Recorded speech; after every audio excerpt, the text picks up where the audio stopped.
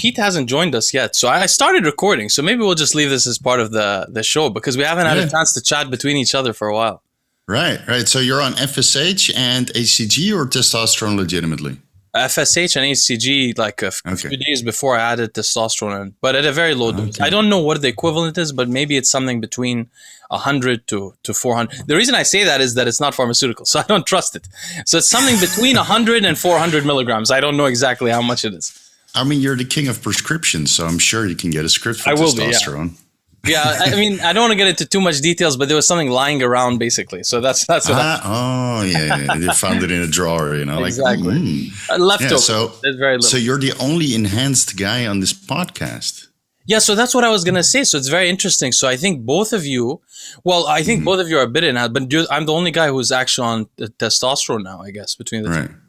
So what's your, before Pete comes on, what's your update regarding, so I know what was going on before, but what are you doing right now? So are you taking FSH, are you taking HCG, or are you just, your LH and FSH have recovered? I'm just letting it roll naturally, so it's, basically I'm at 375 nanograms per deciliter now, but I think that's how Pete is joining. Okay.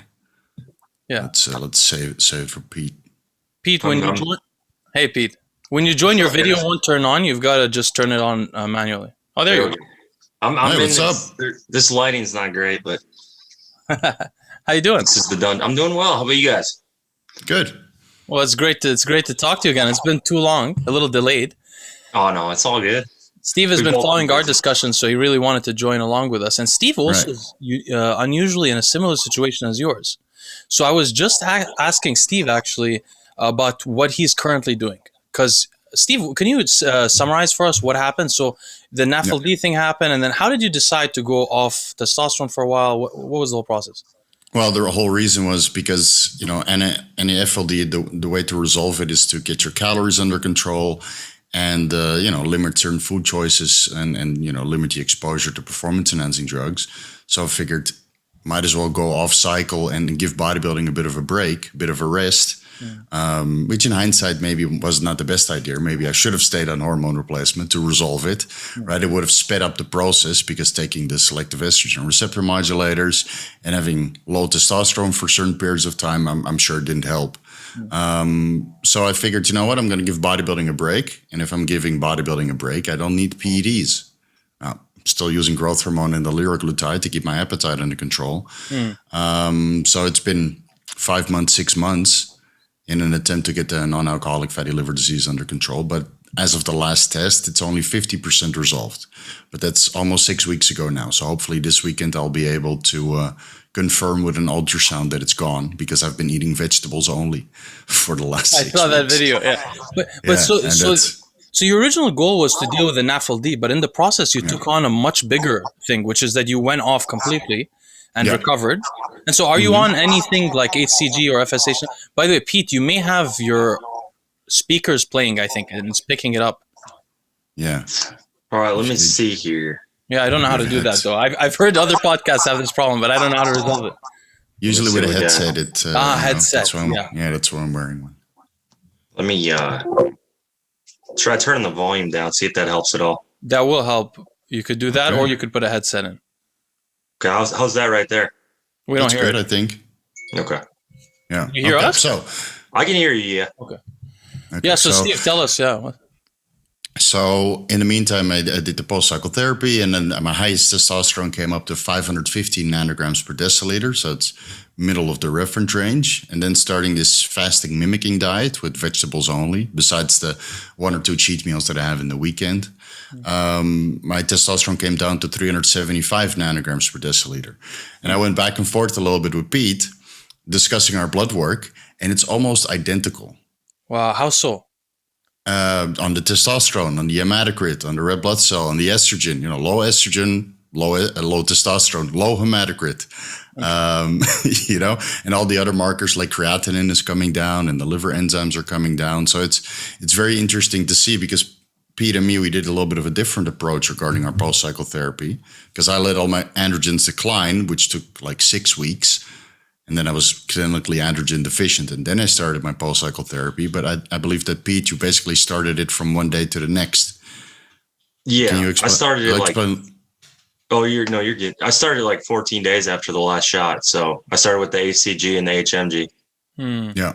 And Pete, what's your update since we last spoke? The last time we spoke, I think you had just stopped using HMG and HCG, or maybe you were still using them, but you were talking about gonadotropin, Gonadorelin, which we'll talk about in this discussion also.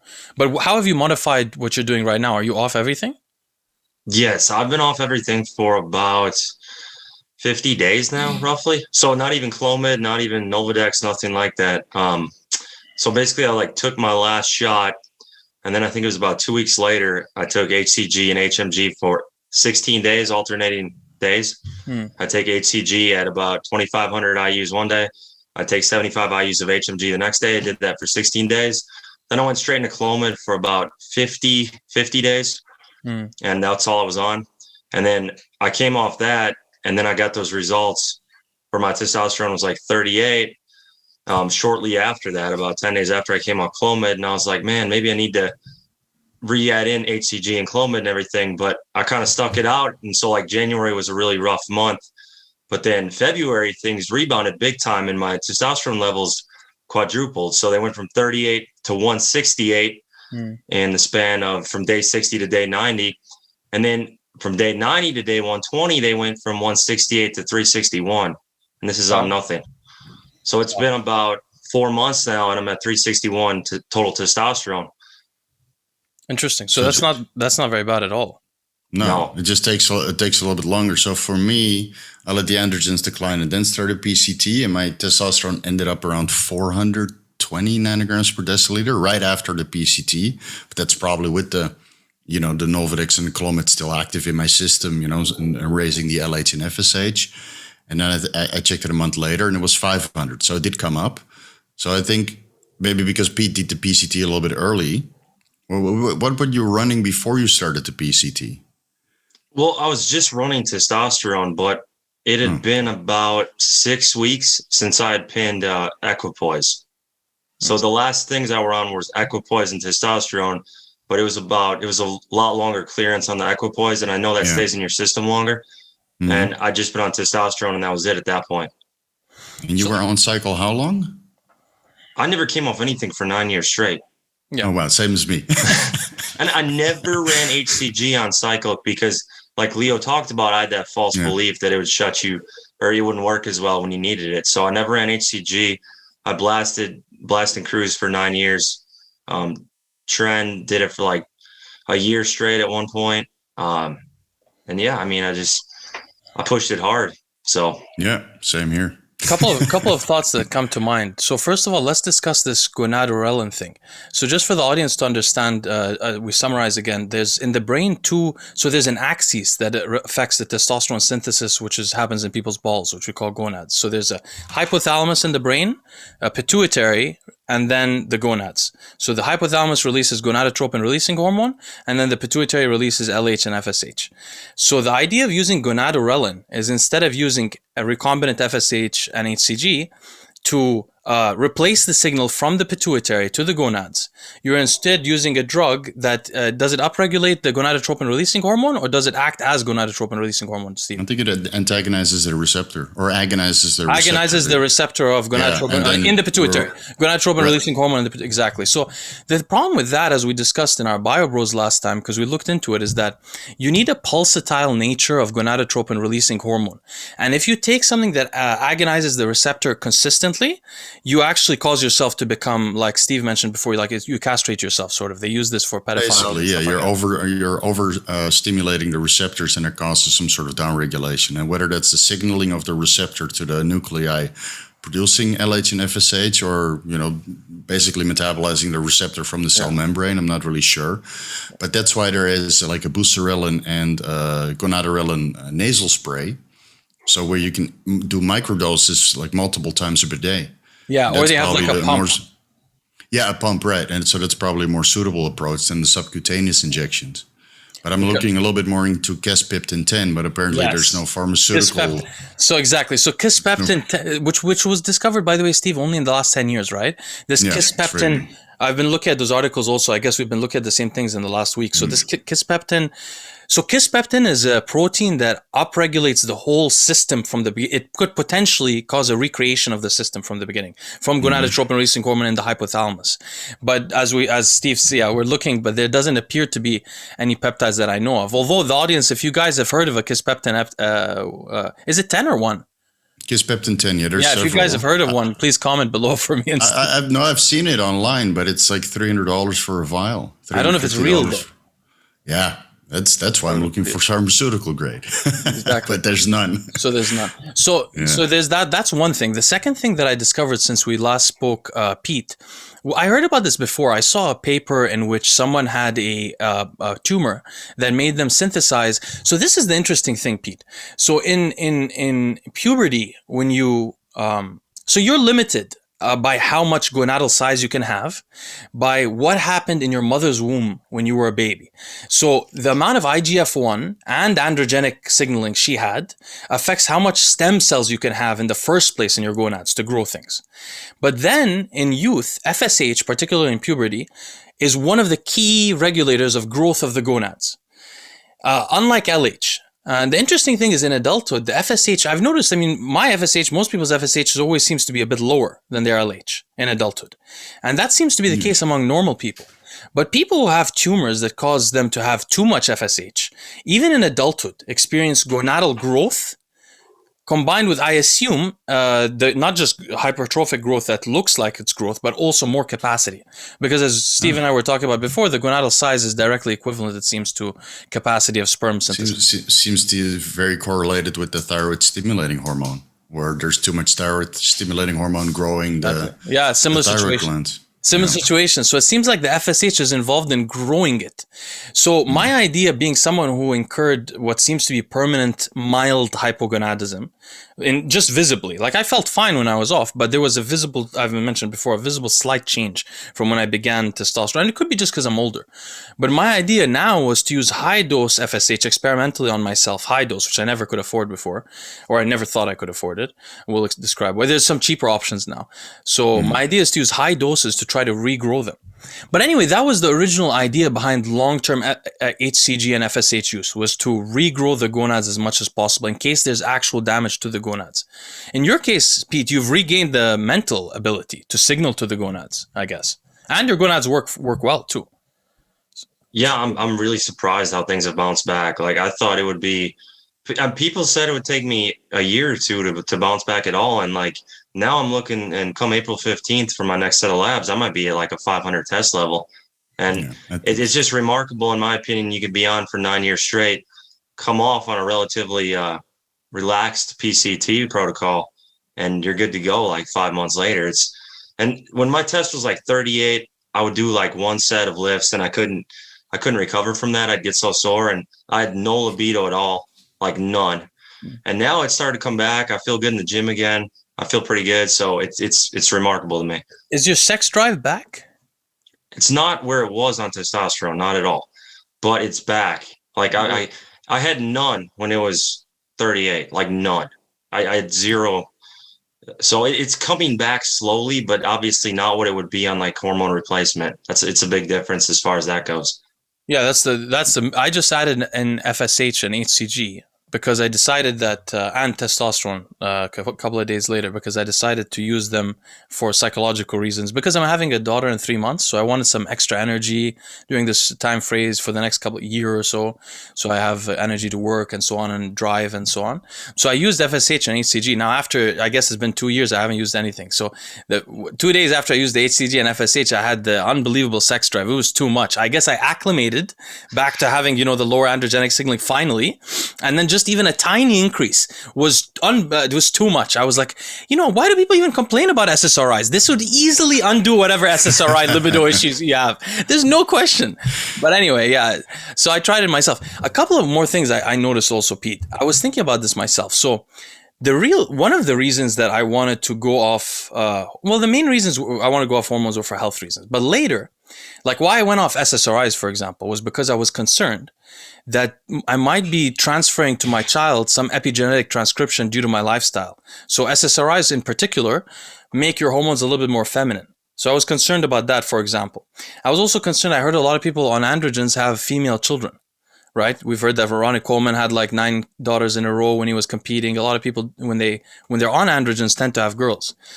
I don't know why that may be. It may be because female sperm survive longer or something like that, and oxidant-rich semen, or I don't know why. Yeah, or maybe body temperature. You know, where the testicles are, you know, further from the body. I've been researching a lot into icing your balls. So I did that a lot, by the way, Steve. When I first stopped, I used to ice my balls for months. I'm starting to do it now. So I'm wondering, after 2 weeks of doing that, I mean, and my testicles literally got more size, which is hilarious to me, just by keeping the temperature down. Yeah, I know. Pete is already frowning. So basically, the idea behind, it works. Well, so far, I don't have blood work to support it, but I noticed that my testicles got bigger. And whether that's inflammation or more blood flow, I'm not really sure.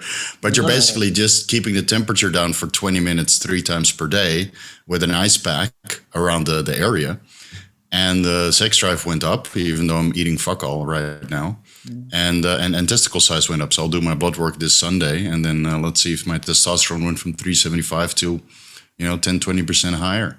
If it's more than 515 nanograms per deciliter, so higher at the peak after my PCT, then I'll consider it very notable.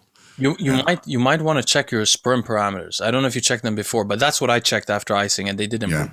They did just from the icing. That takes 90 days, right? So I'll have to wait after the PCT 90 days to do my semen analysis, and then I don't think I'm going to last that long to do another one. Well, this is the idea. So the idea is, what I was thinking is this: if you're going to have children like by IVF, which, by the way, I just wanted to mention to the audience, IVF, I've been researching a lot about kids recently, right?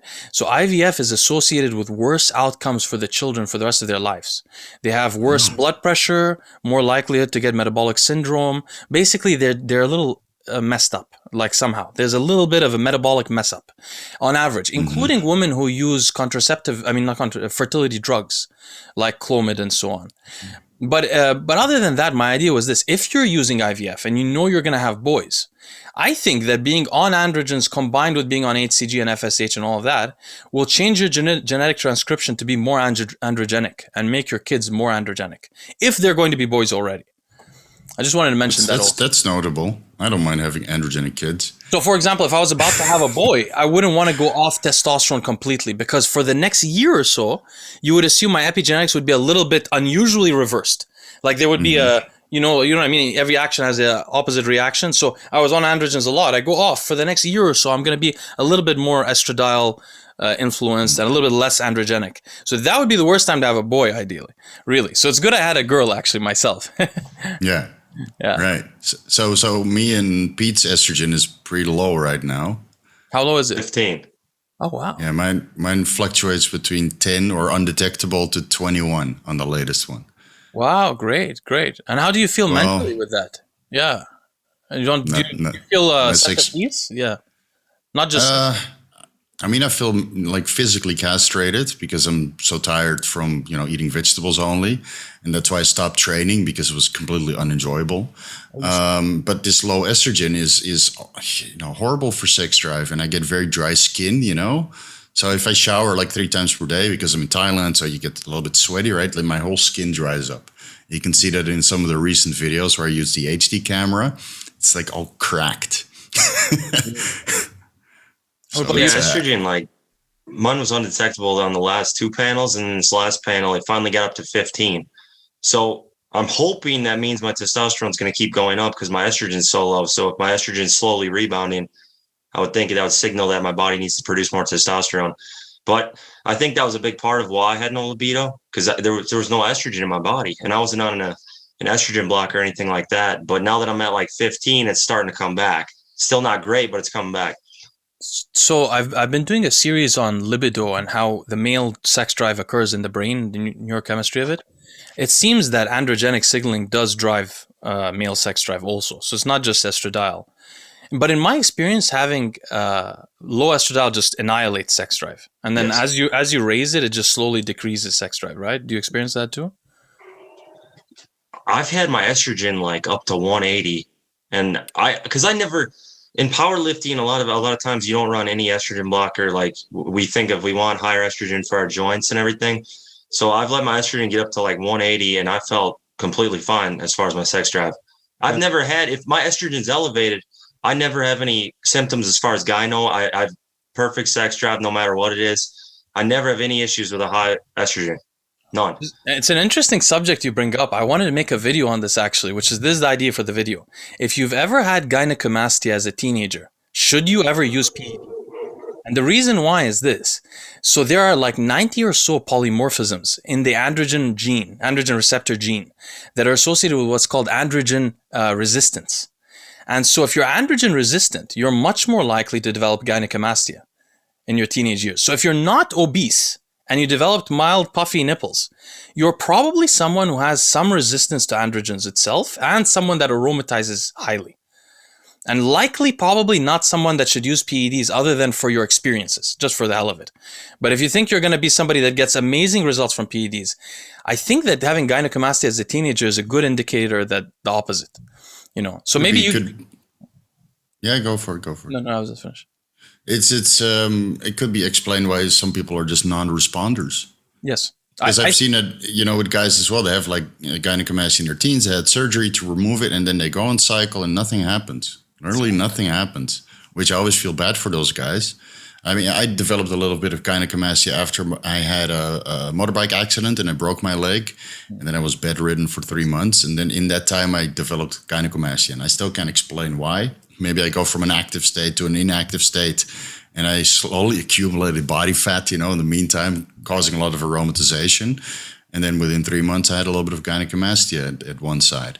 And then, of course, going on cycle and combining high nandrolone with high test made it worse. You still have that, don't you? You still have that, right? Yeah. You told me. I mean, it's a big expense, and I can use that money for something else, you know. And I'm not going to compete, so why bother, man? It's almost unnoticeable. True. Okay, so let's get to some of these topics. We have some questions for you guys, mainly for Pete.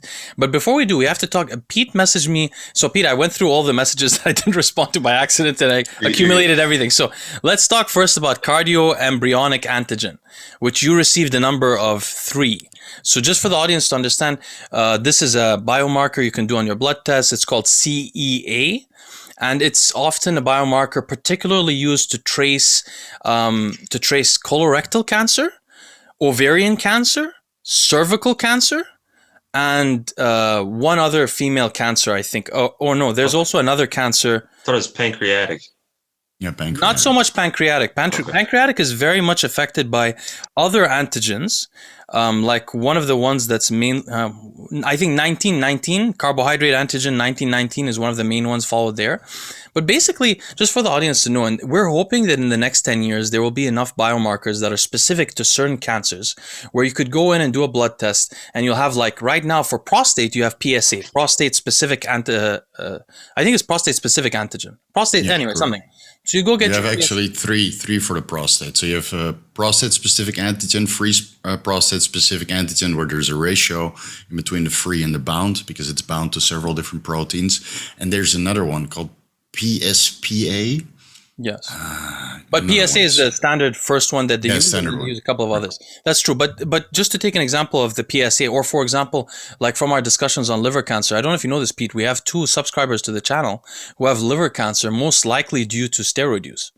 So researching that, I found that alpha fetoprotein, which is called AFP, is one of the biomarkers used for that. So you have a couple of biomarkers that are very relevant. The one you were talking about, CEA, is mostly relevant for men for colorectal cancer. And we're hoping that in the next 10 years, there'll be enough of these to where you could go to your doctor, get a bunch of biomarkers, and you don't have to scan all your body parts. Hopefully, you'll have these antigens. But I did a bunch of research into the antigen you were describing. And what I found is that the number you told me you have, which is 3.0 nanograms per milliliter, I think. The 3.0 is actually in studies used as the reference range for low CEA. So it's not ever considered. There are some studies that use 3.0 as a diagnostic metric, but they're not very specific, although they catch more, obviously. So potentially it's a bigger net, but catches the wrong things also. When they're trying to really catch colorectal cancer, they go up to 8 and 10. So 3 is very low. And the minimum numbers I found were 5. Just so you know. That's the range that I had. 5. Yeah. 5. That makes me 5? feel better. Okay. Yeah, that makes me feel better. And one thing I wanted to ask you about, is this too general of a statement that if your C-reactive protein is very low, you don't have any form of cancer? Because if your C-reactive protein is high, wouldn't you have, that would indicate something's going on? Because mine was like the lowest possible reading. It was below 0.3. That's great. Yes. That's great news. That's great news. I don't think that you could say that, though. I think like C-reactive protein is a protein released by the liver when the liver is inflamed, and usually when your inflammatory cytokines are active. But potentially, imagine this: you have a tiny tumor, and like for example, you have arthritis. You're taking a tumor necrosis factor alpha blocker, so you won't get CRP to rise. Even though the tumor is growing, because your immune system isn't vigilant and doesn't notice the tumor there. Once it notices it, your CRP should rise. So for example, in colitis, like 40% of people with colitis don't have elevated CRPs, but 90% of people with Crohn's have elevated CRPs. So it depends on also the level of inflammation. Yeah, and there's so many contributing factors which could raise C-reactive protein because it's an inflammatory state, basically, and it could be from anything. And I think if cancer is causing you to have elevated C-reactive protein, then it's probably already too late. Exactly. That's why we do the cancer markers as an early detection screening. And that's why I always recommend people to do the full list, because they're not very specific to certain organs. So you need to have the full list checked to assess which organ might be affected. And then you do the ultrasounds to confirm. Because I saw my neuronal specific annulase elevated, which is related to lungs and pancreas and thyroid and many other organs. And then I checked my entire torso and an X-ray and ultrasounds of all my organs. Everything was fine. Well, except I had non-alcoholic fatty liver disease. So I had to resolve that. Yeah. So it's like the cancer screening is just an early method to assess if something is going wrong. And if you see one thing elevated or a couple things elevated, then it's time to take the appropriate actions. Sadly, the meta-analyses of CEA use for diagnostic screening of colorectal cancer show an improvement or an increase in surgeries when they use that, an improvement in detection time, no improvement in mortality. 0. So you can sort of throw that one out of the way a little bit. But I'll just mention really quickly for the viewers that are interested to list some of these markers. The ones that I saw really magnify the diagnostic value of CEA, which is carcinoembryonic antigen. The ones that magnify it include, they're often called either cancer antigen or carbohydrate antigen. Yeah. They were originally called carbohydrate antigen, CA. So CA 19-19. PSA is also used, even in colorectal cancer. CA125, CA15-3, CA242, and CA72-4, as well as alpha-fetoprotein. Some of the last ones that I mentioned, CA15-3, 242, 724, are more associated with other cancers, but they're some of the most rigorously found biomarkers to be elevated in cancers. Yeah. And for the drug-free guys out there, beta-HCG and growth hormone are also cancer markers, which if they're severely elevated, you probably have a pituitary adenoma. So don't get excited when you see those levels elevated. There might be something going on and you need to do an MRI. But for most of the guys that are on cycle, you will not see your HCG elevated. So, I wonder if testosterone is sufficient enough to suppress HCG from a pituitary adenoma. I don't think so. I don't know. I want to study. You're talking about HCG or SHBG? Yeah, beta HCG. Oh, okay. Because it's also like in men, it's almost undetectable HCG during normal conditions, and if it's elevated, it's a very strong indication of a problem with the pituitary. I came across growth. Yeah, growth hormone could be elevated from several different things, but HCG is almost never elevated in men unless you take HCG exogenously. Yeah. So, by the way, I've also done some research comparing HCG and luteinizing hormone use. And I did it like a week ago or so. I think I'll present it in the BioBros discussion. But basically, more confirmation that the HCG, although it may be obviously more potent, it causes there's HCG receptors and luteinizing hormone receptors. The HCG binds to the luteinizing hormone receptors and causes the response elements fully of luteinizing hormone, but also binds to the HCG receptors and causes response elements also in the gonads from the HCG receptors. But they don't seem to be pathologic. So, but I went through it a little bit more. Now, another thing you mentioned, Pete, is this kidney stone issue. So I have a video on kidney stones. I did a review of the dietary practices that are associated with kidney stone formation and like a meta-analysis of, or a literature review of that. And I made a video on it before, but I've never had them myself. But when you mentioned it to me today, I was thinking, is it possible that kidney stones are associated with increased vulnerability to CKD, chronic kidney disease? So I did a little searching and I found out, to my surprise, yes, absolutely. Tons of meta-analyses show, number one, that people who develop kidney stones are more likely to develop chronic kidney disease later in life, and that that potentially the development of kidney stones itself represents an acute injury to the kidney that then causes damage to the kidney in the long term. So something to be aware of. Yeah, but it's weird because go for it. Go for it. No, it was like it started back in December, and like I was peeing pink, and I was like, "Holy cats, what's going on here?" I thought I was like dying, and then I went in, and they're like, "Oh, it's just there's a lot of blood in your urine, but it's just kidney stones." Because I was having some back pain the week before, and then like a month later, it happened again, but it was much milder, and it would always go away within like 12 hours, and so it kept happening for like every month, and I was like, "I don't know what's going on. My kidney functions are fine." I did a urinalysis. My urinalysis, nothing came back remarkable at all. It was all normal. And so at first it got a little darker that first time, and now it would get like light pink. And I was like, what in the heck is going on here? And it goes away 12 hours. Wow. So there might be a kidney stone present, but it irritates tissue through movement. And then it aggravates the nephrons or the glomeruli, one or the other. And then it, causes some trauma and leaks blood into the urine. But when you check your urine, there's no blood in it, only visibly sometimes. But when you go for urinalysis, there's no blood in your urine or protein? No, nothing. Like, it was the weirdest thing. And like, this happened like 3 different times. The first time was the worst because I was flying back. I was pretty dehydrated, which I think exacerbated it. And I was at the airport, like peeing blood, and I'm like freaking out because I've never had that happen. I literally am thinking I'm dying. I'm like, kidneys are failing. I'm nervous. I go to the doctor as soon as we get home from the flight. And then it happened again a couple times, like a month later, and then another month later, but it was much lighter. And it would always stop after like 12 hours. First, my urine would get dark yellow, and then all of a sudden it would switch over to like red. And you didn't pass a kidney stone.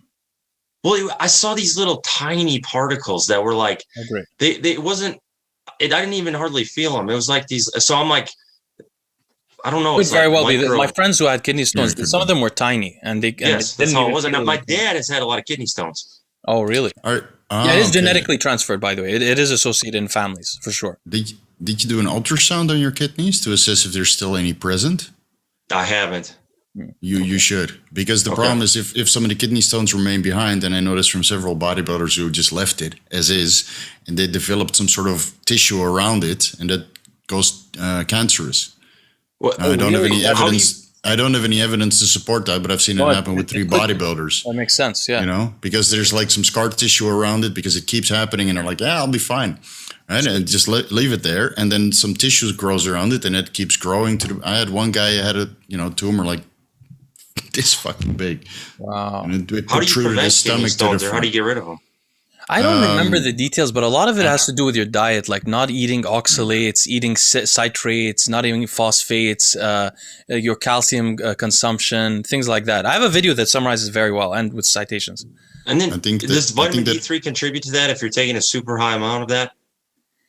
So I'll just put my personal experience. I've taken 5,000. Now, keep in mind, I live in California, and it's hard for me to judge because I'm mixed race, so I can't really tell how much I need of vitamin D because my father's very dark, my mother's very light, and my skin color changes. But anyway, I was taking 5,000 units for a year straight, and I started to find calcification of parts of my body that, like, I decided to develop a mild case of a bunion.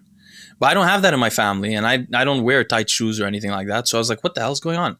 So I dropped the vitamin D, really reduced it. And I was taking vitamin K and everything else, and not even consuming calcium much. And immediately the bunion formation stopped. So I do think that potentially vitamin D can exaggerate calcification in certain areas. I didn't have anything like this happen until I started taking 10,000 IUs of vitamin D3 every day consistently. So before I was taking vitamin D3 at all, I never had any issues. And I'd been taking it for like about 45 days straight, 10,000 a day. And then this started happening. No way. Oh, it was right after that. Fascinating. So there's got to be some connection. I really think it could be. There's so much danger with taking high dose vitamin D. People underestimate it because it's so valuable, but it's a hormone. It's changing so much gene transcription throughout your body. Yeah. What's a good dose then for vitamin D3? Sorry. I take about 5,000 every day, but most of that is coming from my calcium or my vitamin K supplementation, because it's always combined vitamin K with 2,000 IU's vitamin D3. Which brand do you know? Jarrow formulas. I thought so. You're using Jarrow, the vitamin K. I love that one with the 2,000 units of vitamin D. Right. So I take one of those per day, and then sometimes I take a little bit more. I take 2 per day. Yeah. But I get about 4,000, 5,000 IU's of vitamin D3 on a daily basis, and then whatever I get from fish, where's that vitamin E? I think there's a little bit of vitamin D3 in my diet, but it mostly should come from sun exposure. There's D in fish, yeah, I think so. But it's I can think with apple cider vinegar, there's a little bit limited evidence that the acetic acid is able to dissolve kidney stones. And I know I use it on a daily basis. So I've had no issues with kidney stones. So I've been using apple cider vinegar and, maybe a little super physiologic amount of vitamin D3 for over a decade. Well, I don't know, but there's one other thing I noticed, which is, there's this, I don't know if you guys test this, there's asymmetric and symmetric dimethylarginine, which are written as ADMA and SDMA in your biomarkers. I test them mainly because I'm interested because this is associated with hypertension. I mean, arginine is a precursor to nitric oxide, so it's very involved in hypertension. Also, ADMA and SDMA are independent markers for predicting mortality and cardiovascular disease. But I didn't know that there's a movement now in chronic kidney disease research to use SDMA as a biomarker for kidney function. And not only that, but SDMA has been found to be associated with kidney stone formation. So maybe that's another thing that Pete can add to his tests is SDMA and ADMA each time. By the way, for cardiovascular disease, I always add homocysteine and SDMA and ADMA in addition to the lipid stuff and potentially whatever else I'm looking at. Homocysteine also independent risk factor for cardiovascular disease. And people with genes that cause them not to methylate things very well, like myself, often have elevated homocysteine. So it's something that we like to keep track of also. But so you can use SDMA to predict that also, and I think you should check that in your next test if you can.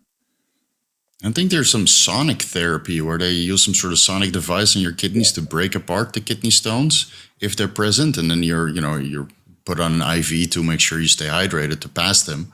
But I think that has shown some evidence to work in certain cases of kidney stone. So, ultrasound would probably be the first step, and then see if there's some sort of sonic therapy. I'm not sure what it's called, to help pass them or break them apart so you can pass them if they remain behind.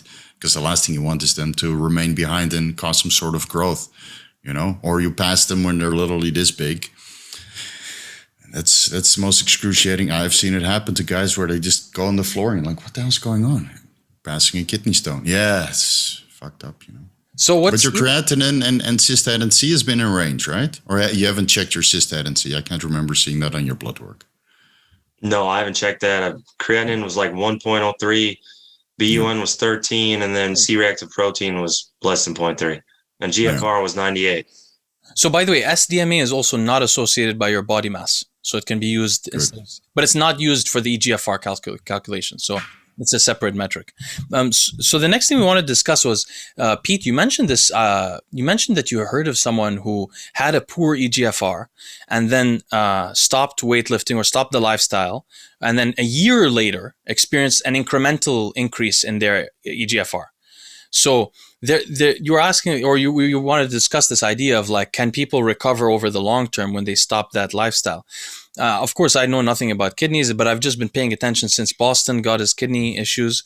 And I've been like listening to other people's stories and also reading papers a lot on the subject. And what I've noticed is that there's oftentimes a person with a kind of acute inflammation in their kidney will have a dramatic increase in creatinine and drop in EGFR that's acute. And like if they put them on an anti-inflammatory drug, or like if they somehow reduce inflammation acutely, their EGFR will really recover. So some people the EGFR can look really bad, and a month later they can look healthy, which I guess was sort of what Dave Palumbo was hoping would happen with Boston Lloyd originally. But there's another kind also that I've seen that in the literature where someone has a decreased EGFR that they try to handle for like 2 or 3 months. It doesn't improve much. And then they stop the whole whatever they were doing. And a year later, their EGFR slowly starts to climb and everything improves a little bit. So I think that that's a kind of state of chronic inflammation combined with like, so you have a chronic kind of inflammation that as the inflammation decreases, there's some kind of regeneration, I think, in the kidney. Some slight, obviously there is evidence of this in research. There's some slight regenerative abilities of the kidney, but it seems to happen, especially when you lower chronic inflammation for a while.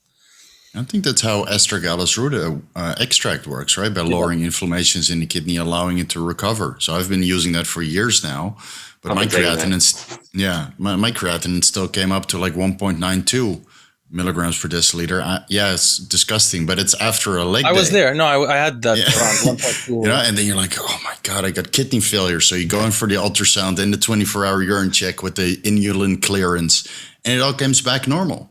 There's no inflammation in the kidneys. There's no kidney stones. There's no mass. The inulin clearance test shows that you have a 100% or 100 glomerular filtration rate. It's no longer estimated. You know, they measure the inulin in the blood and in the urine. So if it's past 100% within 24 hours, you have normal kidney function. And then you check your cystatin T and creatinine in the blood and creatinine in the urine, and it's all good. So elevated creatinine doesn't mean that you have kidney failure. That's why there's always additional tests required. And when you train like Pete, yes, it's bound to be elevated. And now Pete, you're not training at your highest capacity, right? You took it down a notch. So that's why your creatinine probably came down and you lost some muscle mass, obviously. Oh yeah. Well, I train like, honestly, like 5 days a week. I still lift hard. Like I'm getting ready for meets and everything still, but obviously I'm much weaker because I have lost muscle mass for sure. I've lost 35 pounds. About 16 kilos since November. So it's been a significant weight drop. I lost 65. Did you really? Wow. Accomplishment. That's incredible. 115 kilos to 86, but that's the fasting mimicking diet also. It's I literally look like my little brother right now. You look much younger. Your face, I think you really did that. Like you actually made yourself younger, I think. Because of not just expressions. I think there's actually a rejuvenating element. Genuinely. I think that this parasympathetic state that I was in, like cranked all the time on steroids and pre-workout. But you don't realize it, right? When you're on it, you don't realize. Yeah, that's why I made this video. I feel like a better person. Honestly, because I'm more productive for work. I'm less focused on training, even though I miss it, obviously. I respond to situations better and, less impulsive and aggressive. Even though people see me smiling behind the YouTube, it doesn't mean I'm not impulsive. Right? Because people only see like a little amount of what the person is on YouTube. So I overall feel like a better person being off cycle. But that doesn't mean that I don't want to get back to training and go back to at least hormone replacement. To pick up my passion. But what I noticed is I dropped like 80%, 75% of my strength when I was still lifting. And my body went also down with a comparable amount. So did you notice the same thing, Pete, when you dropped a certain amount of body weight and your strength came down with a comparable percentage? Yeah, so my strength has dropped off quite a bit, but obviously part of that's like not running compounds and such. But actually at my peak last July, I was 260 pounds. So I've lost 45 pounds since then. I'm trying to get down to about 95 kilos, which is 209 pounds, and walk around at that weight. And then I can compete for powerlifting at 198, 90 kilos. So that's my game plan. But I noticed what you said as well. Like, I feel like a much better person now. My mind is clearer. I am not controlled by libido. I'm not as impulsive. I'm much more patient. I felt that the lower my testosterone was, the less irritable I was as well. Like if my testosterone, the higher it gets, the more irritable I get about certain things.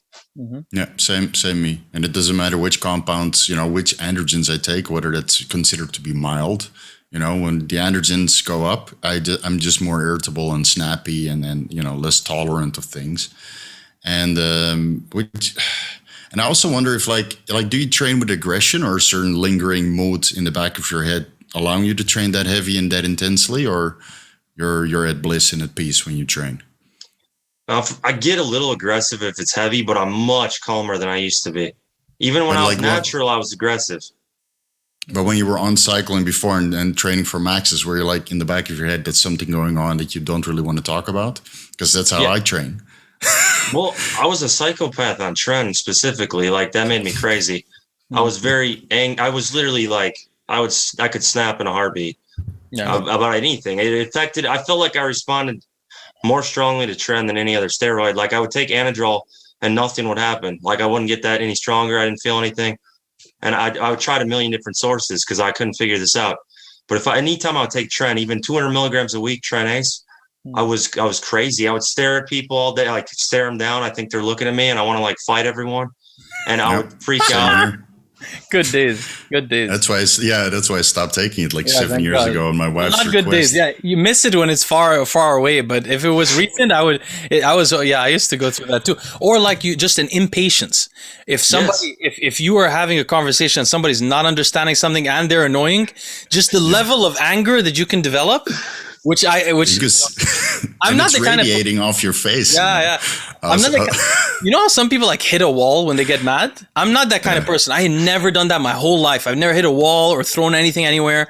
But on tren, after like 4 months on tren and your sleep isn't right and everything like that, I never hit a wall. But you want to hit yourself. You get so frustrated that people are not like. You want to hear stuff, Even after you go to the gym and release all this frustration, still a couple hours later you're ready to throw dishes. Yeah, for the smallest thing, it's unbelievable. True story. I worked as a doorman when I was on a lot of tren. I was jacked up on tren, working as a doorman at a very popular club. And like one time, a guy I would deal with drunk people, and I was sober, so I'd get pissed off at him all the time because they were annoying. And then a guy like dropped a beer bottle at my feet, and I felt super disrespected immediately. And I literally grabbed him and threw him out, and I said, "I'm going to kill you." I literally screamed at him, "I'm going to kill you." And this wasn't a full bar, and everyone was like, went silent. They were like, "Holy crap."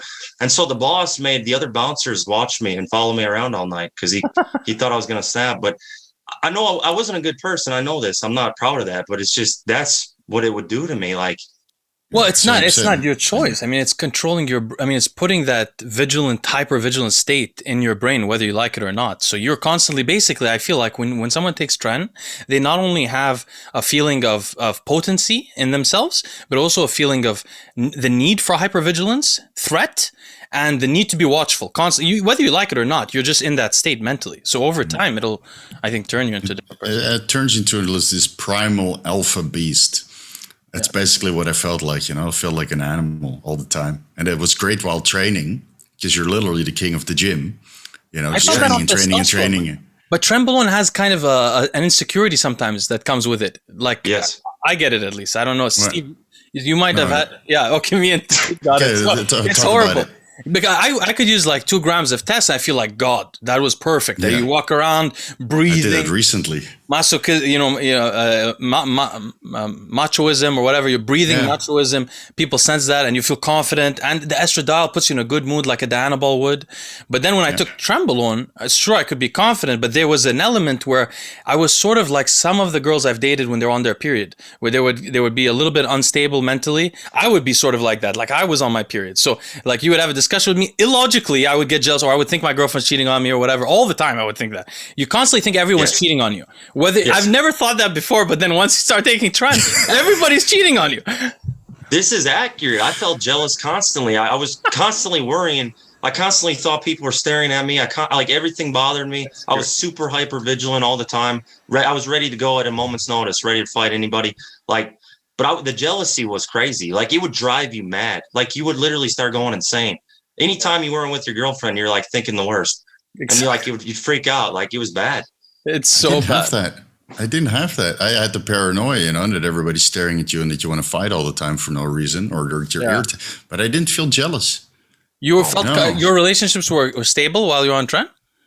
Did you notice more drama? Well, no. It sort of just happens. You don't even intend. I did like one cycle of tren when I was with my wife like 7 years ago, and we were dating at that time. and she, after a while, she's like, this shit's changing your personality. Maybe it's time to go off. But we didn't have arguments or anything like that. And then, I didn't really have relationships before that. I was just dating a lot of girls. So I wouldn't really get jealous because I was rotating them in and out while using Trenbolone. And then it feels like you're a porn star, right? When you're using Trenbolone. So most of them would call back and, go for another round or two. Not for all guys. It was productive for that sense, Well, for a lot of people, that's true. But for example, for me, at higher doses, Tren was harmful for sex drive, similar to Deca. For me. Some people I would run lower. I did that 1 gram of Trenbolone experiment for 4 weeks. And after that, I was running lower dosages. The 1 gram, did it kill your sex drive? I can't really remember. I was in... Or not sex drive, but like erectile function and stuff like that. Not so much the libido. Oh, no. Pete, this didn't happen to you either? You guys aren't sensitive? I responded great to it. I mean, other than being a psychopath, I felt amazing. That's so true. Yeah. It is true. Like, the thing is, when we grew up, we wanted to fix the reputation of like roid rage and all that. We wanted to defend against it. So we were always claiming that it didn't exist. I've claimed that from when I was 15 years old. This is BS. People invent this. But the truth is, it does exist if you use too much. It happens. But it's up to you how you deal with it. Like, I never actually hit someone, but it was way harder to control myself. But honestly, I think it's even there on hormone replacement, because my last cycle was 250 test and 200 primo, and my wife was telling me constantly, you see, you're much more tolerable now than you were on your previous mini cycle. Because you lowered the dose or raised it? No, because I'm off cycle now, and I'm probably maybe because I'm so super tolerable right now because my test and estrogen is low. So my wife feels more dominant in this relationship now. She can finally get some decisions through, So 2 more weeks and then it's game over. No. So let's hypothesize also. Pete wanted to discuss this idea of having a once a week, 1 day, 24-hour fast. Pete mentioned that he's been trying his own fast. By the way, how's that been going with you, Pete? You said you reached 28 hours at some point? Yeah, it's been fantastic. So I've been pushing them now. I do about 29 hours. And I feel like I could push them for like 36, 40, but I do this once a week on a day I'm not training. And I've noticed tremendous fat loss. It's helped with weight loss. I feel pretty good. Obviously, I get some hunger pangs, but they come and go. And I've liked it so far. It's helped me with this weight loss. So I'm losing tons of fat around my waist. I just feel healthier. Did it affect your strength? Not really at all. Like, really, no. Yeah, that's what I thought. Steve, do you do that with all your clients? Do you have 1 day off a week also? The ones that can tolerate it. Because most of them are still scared to lose strength and size, and in reality you only lose fat and intestinal mass, so you lose a decent amount of weight on the scale, because one day you're not eating or you're only eating vegetables, because this fasting mimicking diet is just as effective.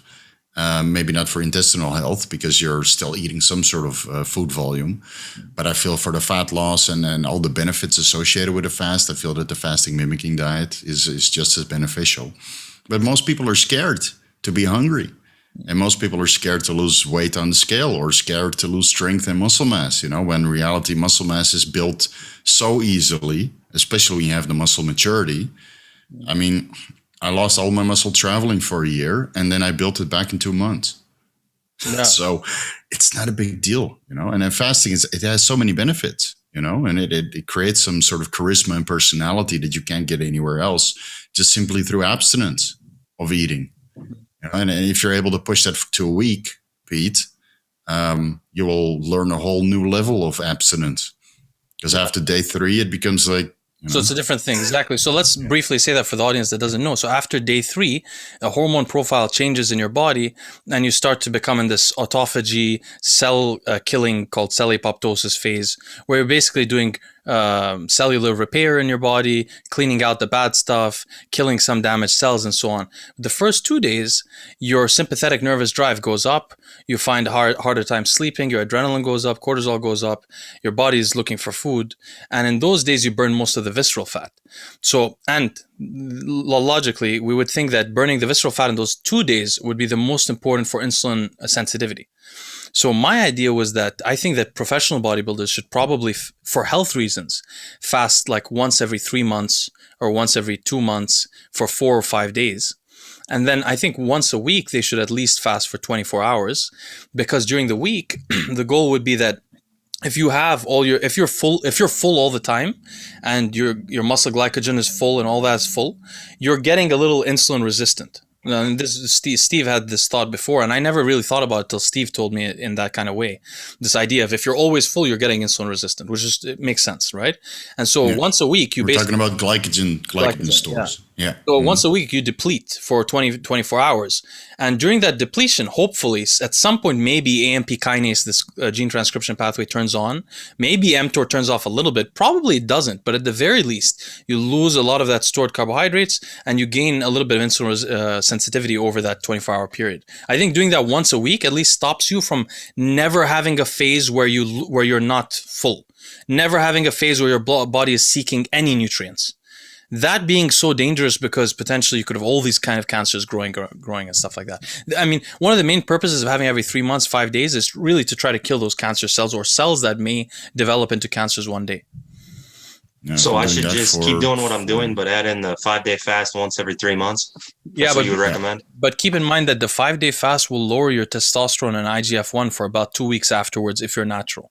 So it may affect if you're trying to have children at the time, it may affect your gene transcription, which is why I stopped fasting for 6 months or so. And it may affect also your steroidogenesis. So I've never had high IGF-1 levels ever, even on gear. That's a good sign. That may mean that your IGF-1 receptors work well.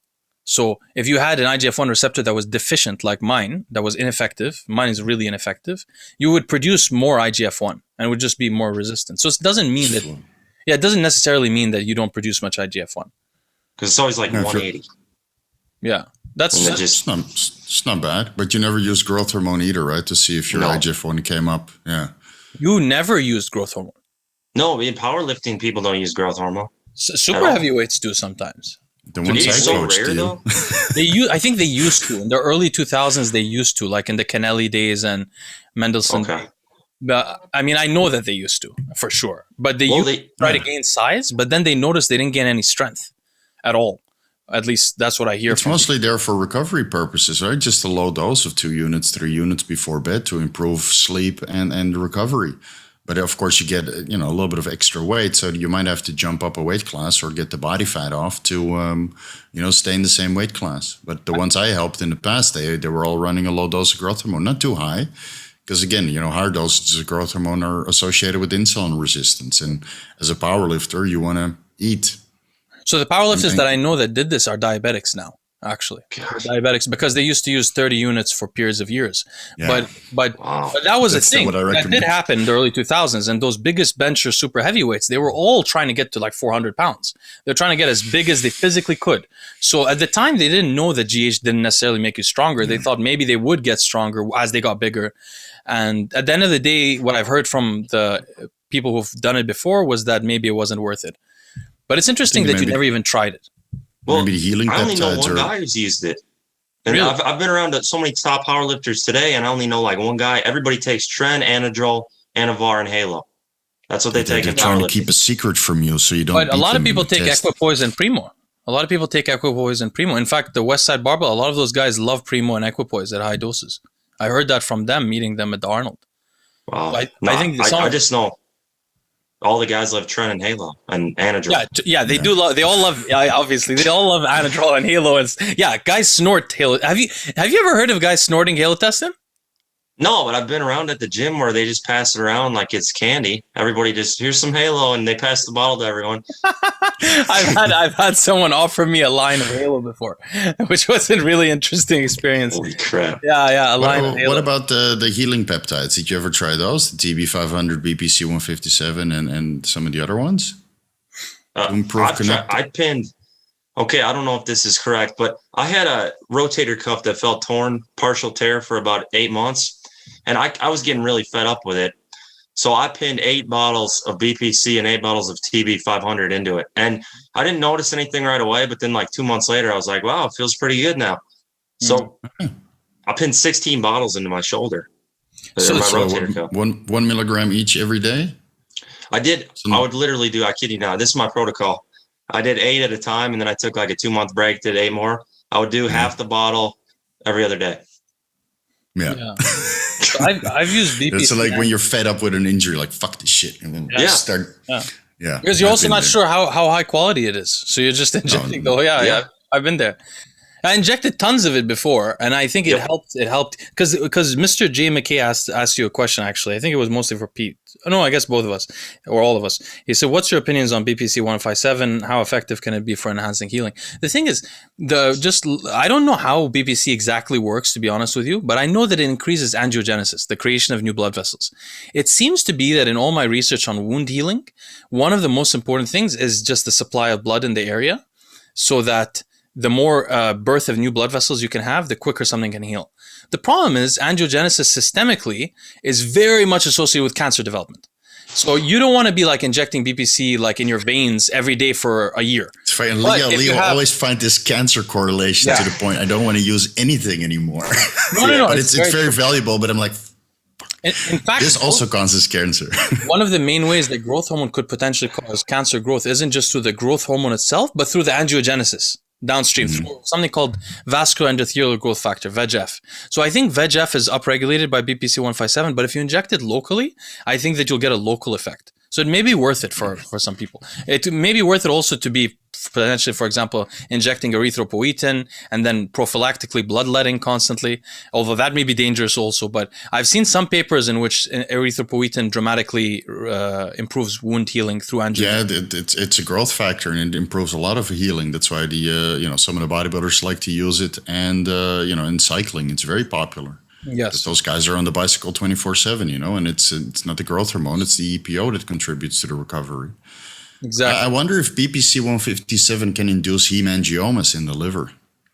What is that? A hemangioma is like a collection of blood vessels in the liver, and that could burst, like what happened to my friend of mine. It's like a hematoma. It's called a hemangioma. Yeah.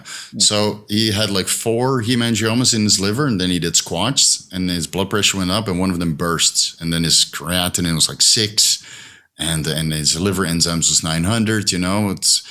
And then it took like a week or something for everything to get back into range. But they were wondering if his kidneys were going to fail because his creatinine was so high, So they didn't do anything. They just put him on IV and let the creatinine come down and keep doing his blood work every 12 hours to see what the next step of action was. But these hemangiomas, I'm seeing them more and more. But maybe it's also because I opened up on a non-alcoholic fatty liver disease and people start sending me their ultrasounds.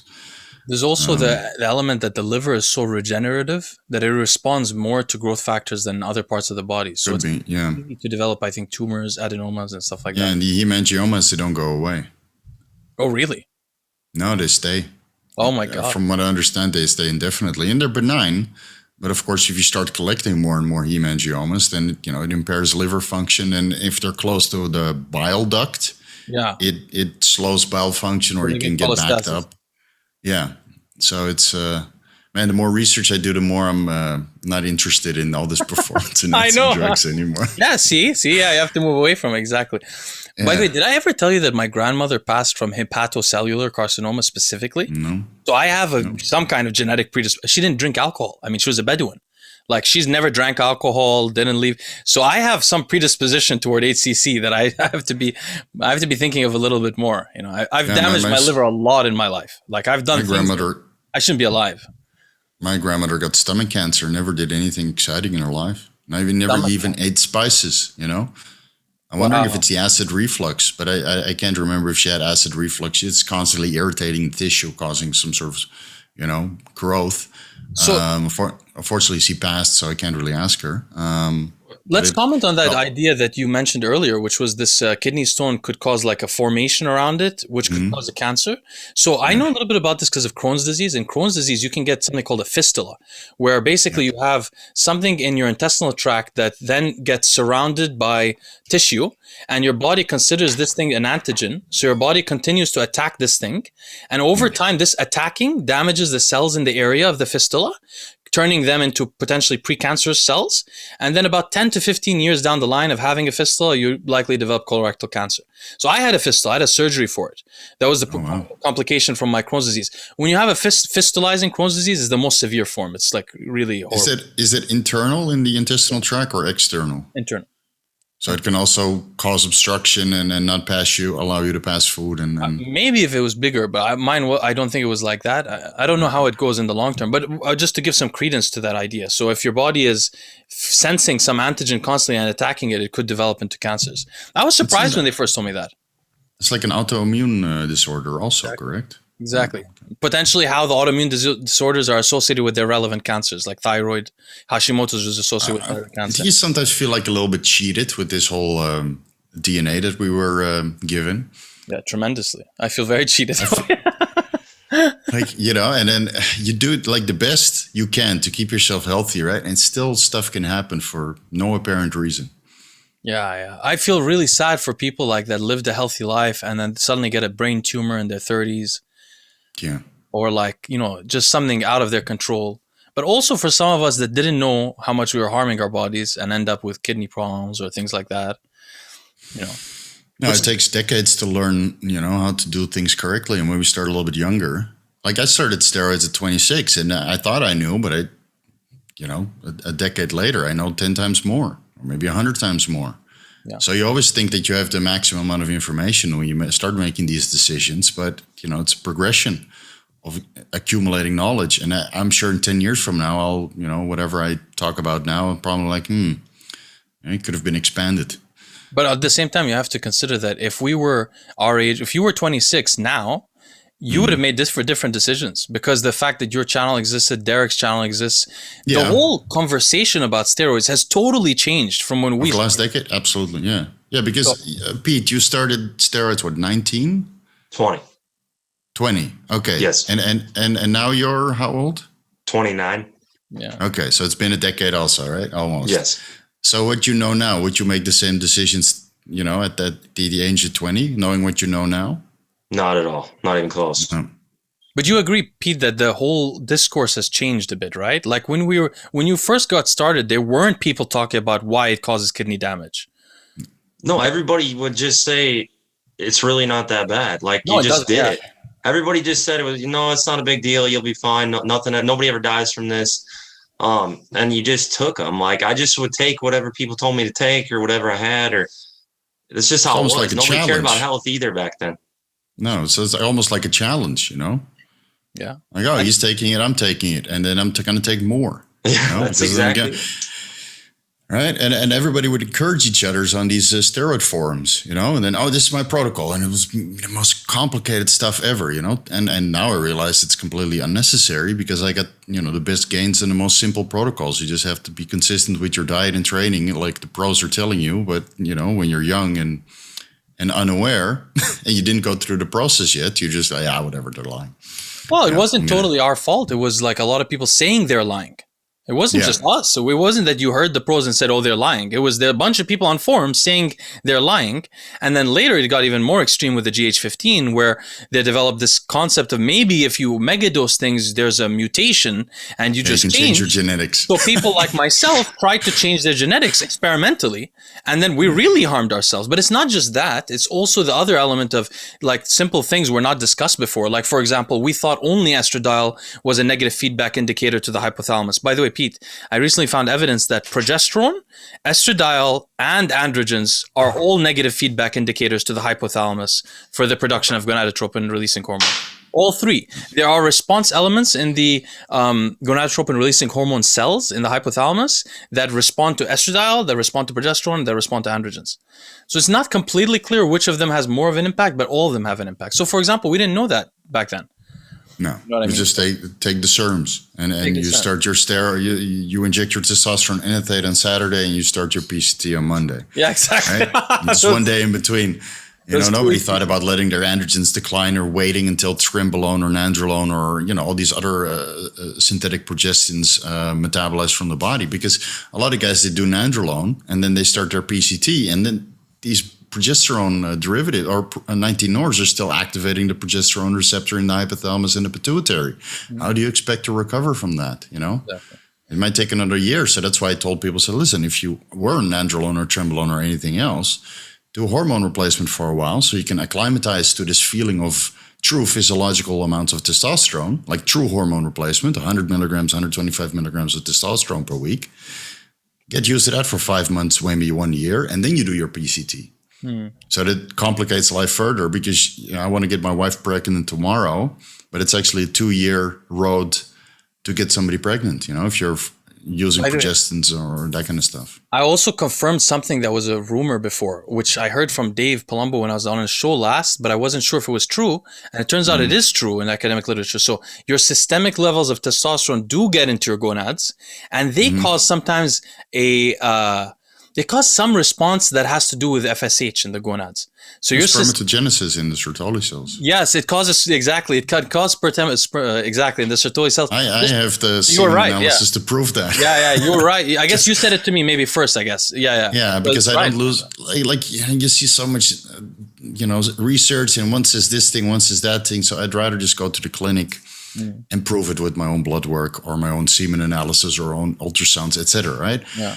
Because it's sometimes so conflicting, and the more research you do, the more conflicted you get about how to proceed. So I just went to the clinic, did my semen analysis on testosterone, and it came back normal. Oh, well, but so that may play a part in it, I'm sure. But I think other things have a role in yours being normal. By the way, so side note briefly, this is not to be dramatic at all, but so you believe that somebody else could be on TRT and have perfect morphology of their semen? Maybe not perfect, but or normal morphology? I've never seen acceptable or normal morphology with like over 30% having normal morphology. Yeah, normal morphology. It's very normal motility and you guys can still. Yeah. Also motility. Yeah, motility and morphology usually suffer, right? In most cases, yeah.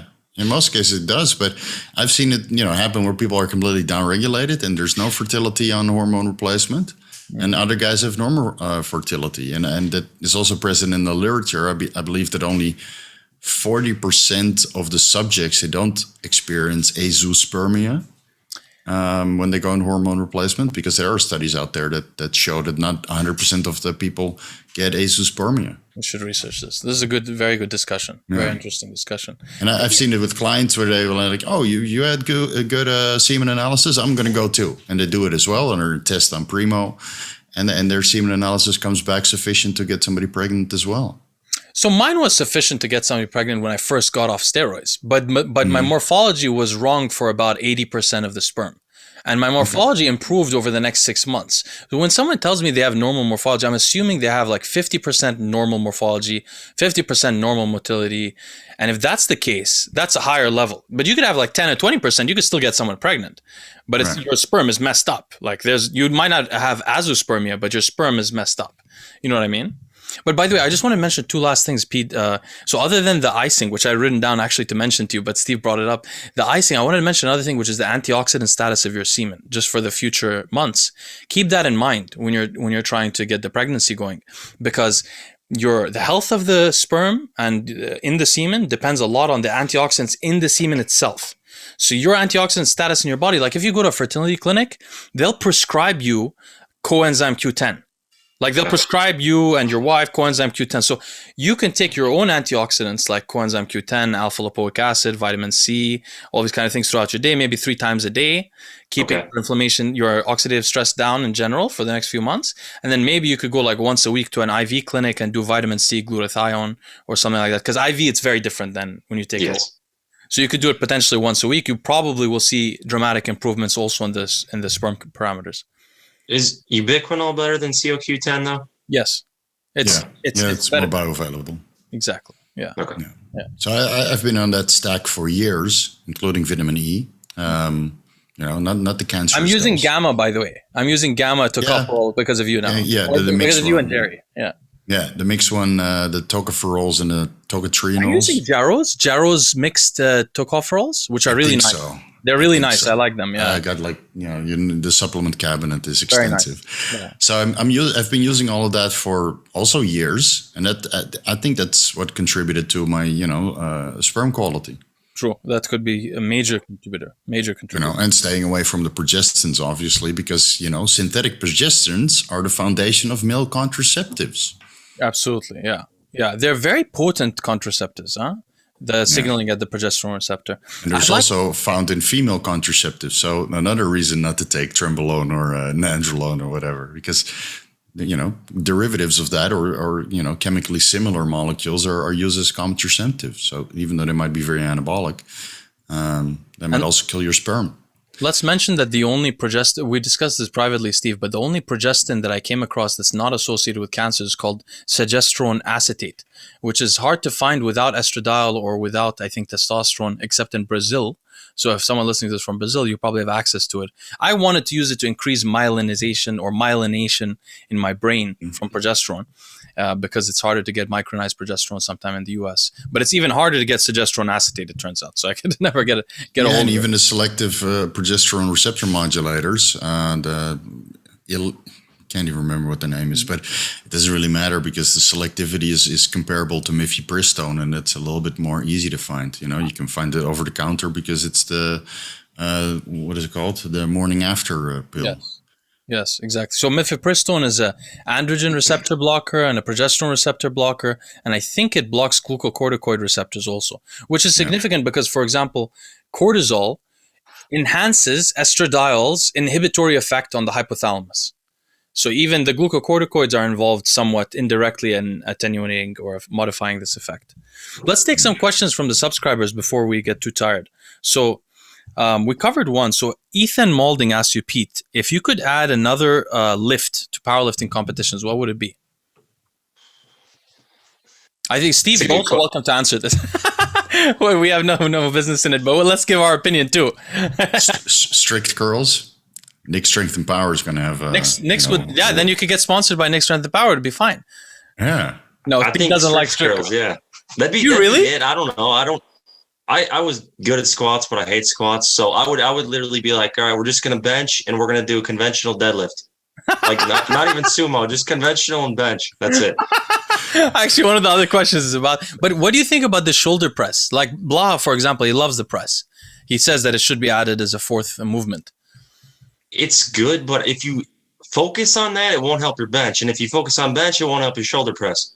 You have to train them in conjunction with one another. Because I've done experiments where I just do overhead press for 10 weeks and my bench doesn't go anywhere. And then if I just bench and don't do any overhead press, my overhead press doesn't go anywhere. Really? So I didn't know that. They have to be trained together if you want them to work in conjunction with one another. Which would probably mean that it's a worthwhile fourth lift because it works at different, apparently. But the thing is, if you do a shoulder press, there's no way to pin your shoulders back. No. So I assume that doing high-level shoulder presses will just destroy your shoulders with time. Because it's like the only way you can bench 500 more pounds for years is if you pin your shoulders back and you're not taking all that load on the shoulder. So I assume that if you're shoulder pressing heavy weights, it would be a very damaging exercise. Plus, why would you add another press if you can't add another upper body pull? So why wouldn't there be some kind of bent over row that's I don't know how you could do that where they maybe a weighted pull up? Yeah, weighted pull up. That would be cool. Bent over row, something like that, right? Weighted pull up would be cool, like a max pull up from a dead hang. Yeah, I need something I could compete at. I can't bench for anything, but I could pull. Yeah, I could pull every gym I went to at my peak. I could always pull the full lat pull down machine with what about an eating contest? At the end, everybody refeeds. You're gonna see who powerlifters would love that. Yeah, right. Just like a challenge. How many slices of pizza can you hold? But not before the contest, but after. As a refeed challenge. So make it fun. Donnie asked you, Pete, he says, would you pull sumo if you had the mobility? I'm guessing that you wouldn't, but do you dislike sumo or are you unable to do it anatomically? I've played around with it and I can do it, but I still don't like it as much as conventional. And I still think I have a lot of clients who pull sumo, but I still think conventional is a more prestigious movement. Mm-hmm. I think it's more respected. Yeah. Yeah. So can I ask you something? Do you think sumo positions damage the hips more over time? It's too hard to say because sumo is relatively new. Like almost more guys pull sumo now than conventional, but that's only been within the last 5 years as powerlifting has exploded. So before that, it was all conventional. No one did sumo. So we really don't know. We don't have, it's way too early. We'll have to look at that 20, 30 years. I'm surprised there's not more broken toes with the sumo stance because some guys put their feet literally against the plates. And I'm just cringing, every time I see somebody pull a sumo off the floor. It's sumo's new, guys. Like it's like no one was doing it over 5 years ago. I never did it. Now when I was still deadlifting. I always did it, by the way, even in high school. I always did because I don't know why my knees. I don't know. My position was weird. It wasn't that wide, but I always used a wide stance on the deadlift. Like the scrapes in your knees and the blisters in your hands. That would be like stature. Right, when you were doing deadlifts. So I would have scraped knees, when I was still drug free, I would do deadlifts every week, to get my 5-plate deadlift in before I was ready to get on the sauce. 3-plate bench and 4-plate squat and 5-plate bench, right? Yeah. I never got up to a 3-plate bench though, unfortunately. But that would be like a badge of honor, you have those scrapes all over your knees and I mean, nobody ever did sumo back then. It didn't exist. So, Billinista says, Pete, what made your deadlift improve the most? Sorry, these are all for Pete, but I just deadlifted like with a high frequency. So if you deadlift 2 to 3 days a week, that's going to get your deadlift up the most. The other thing that people don't realize, there's an exercise called 45-degree back extensions, where you have a barbell on the floor and you're on the 45-degree back raise, and you just pick the barbell up and come up to where your torso is parallel with your legs. And this helped my deadlift like crazy because it kills the hamstrings. Is it better than Louis Simmons' weird exercise? I forgot what it's called. Yes. Reverse hyperextension. Reverse hyper, yeah. Is it better than the reverse hyper for you? Reverse hyper is more of a back prevention or a back injury prevention prehab type movement. It's not really going to get you that much stronger. But these back raises I program them in for everybody because they work. So what do you think about people like at Westside Barbell who don't train the deadlift, or they used to not train the deadlift during you're saying that the neurological training of the deadlift, of actually practicing the deadlift 3 times a week is really useful. So those other people that focus on squat and then they just test the deadlift and they don't consider it a training movement. What do you think of that? Well, I actually think if you do a lot of squatting, you don't have to do hardly any deadlifting. You just want to do enough deadlifting where you don't forget the motor patterns. Like you do it like once a week. But if you're doing a lot of squats, you can get away with that. If you're not doing a lot of squats, you have to deadlift a lot. So I hate squats, so I just deadlift a lot. So someone following the channel who's been following it for a while, the Petulant Powell, he asked, I couldn't really understand the question, but he sort of asked about your coaching. So I thought it would be a good chance for you to tell the audience a little bit about how you coach people. He was asking, like, do you usually coach people on one lift, or do you do all of the lifts? Can they hire you for one lift for their training programs and so on? Yeah, I typically coach people on everything. Like I'll write out your entire training program week to week. I just write out the first week. You send me videos back. You send me the results. We keep in correspondence after every session. And then I figure out your next week. So I do this with a lot of people. I prepare people for meets and just try to get people stronger. Wow. I mean, maybe if I should start lifting again, I should hire you. Or maybe I should. I could get you stronger for sure. All right. Nixteen says, Pete, what numbers are you looking to hit at your next meet? What future goals do you have for yourself in powerlifting? The next meet, I won't be on any supplements. I'll just be natural. I won't be on any anabolics. I want to do 750 deadlift, 340 kilos. I want to bench 402, which is 182.5 kilos. So just going to do push pull. My hips are too screwed up to squat, and that'll be at 90 kilos body weight, 198. And then later on, my long-term vision is to hit an 800-pound deadlift naturally and about a 441 bench, 200 kilos. And then I want to do a cycle of Primabol and Anavar and testosterone. And I want to do this at 198 and be the first person to pull 904, which is 410 kilos at 90 kilos. No one's ever done that. That's my long-term, like 2 year from now goal.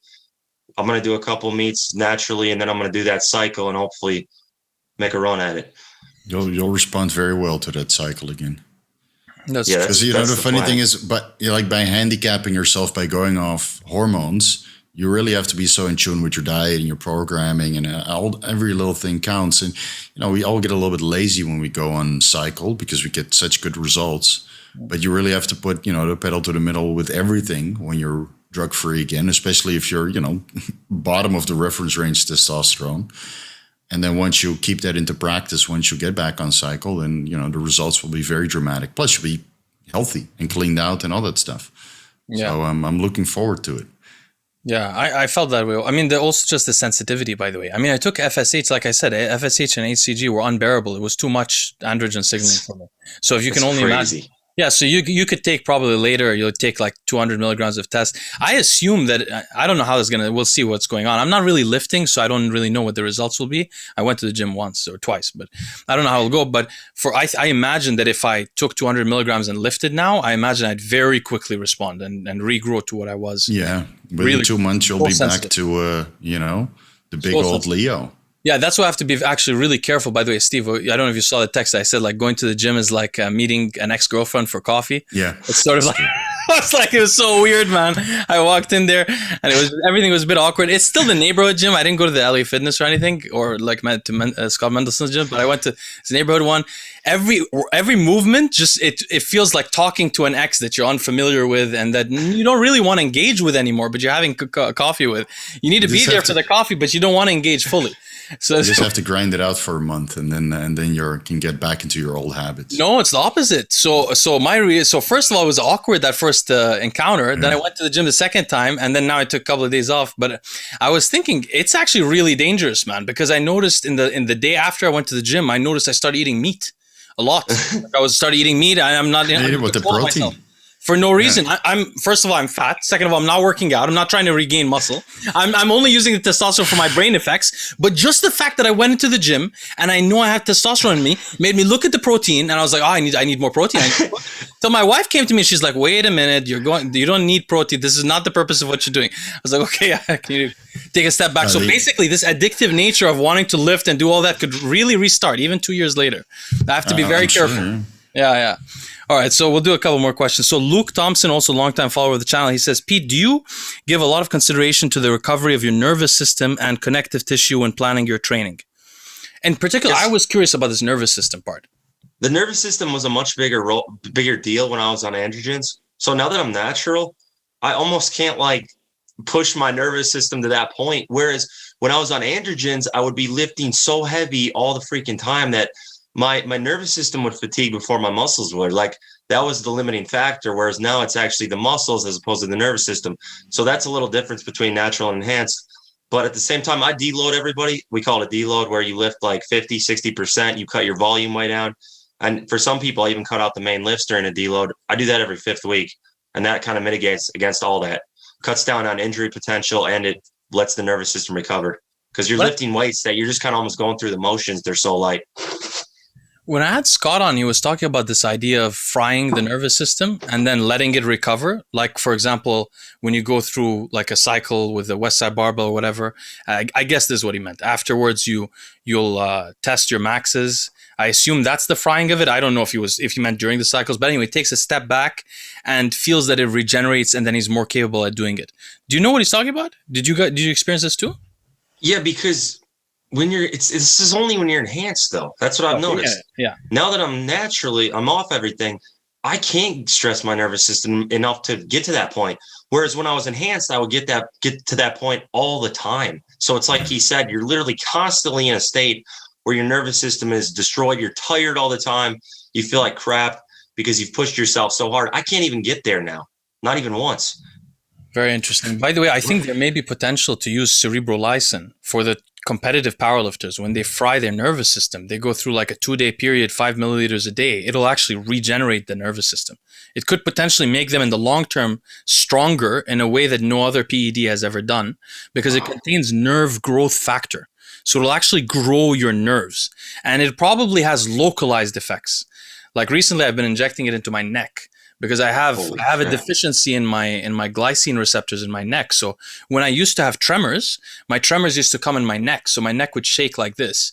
So I've been thinking, since it has nerve growth factor, I'm injecting it like in my chest or my shoulder. I've been doing experiments with it. So why not inject it closer to my brain and directly in that area where I want the nerves? So I injected it here and here a couple of times. It's not painful at all. Very easy. It just goes in the muscle, and it's a liquid-based thing. But it could potentially have a lot of use for powerlifters long term, I'm thinking. Interesting. Yeah, because it's the deloads that set you back a little bit. Now we need it for programming, but it still sets you back a week or in regards to making progress. So if you can somehow, resolve the neurological stress with a drug. Because even the bodybuilders after 8 weeks or 9 weeks, they feel, neurologically fucked also. Yeah, I think it's really useful for bodybuilders in the pre-contest also. Yeah, because you don't want to take a week off, and then you go without a deload for like 16 weeks.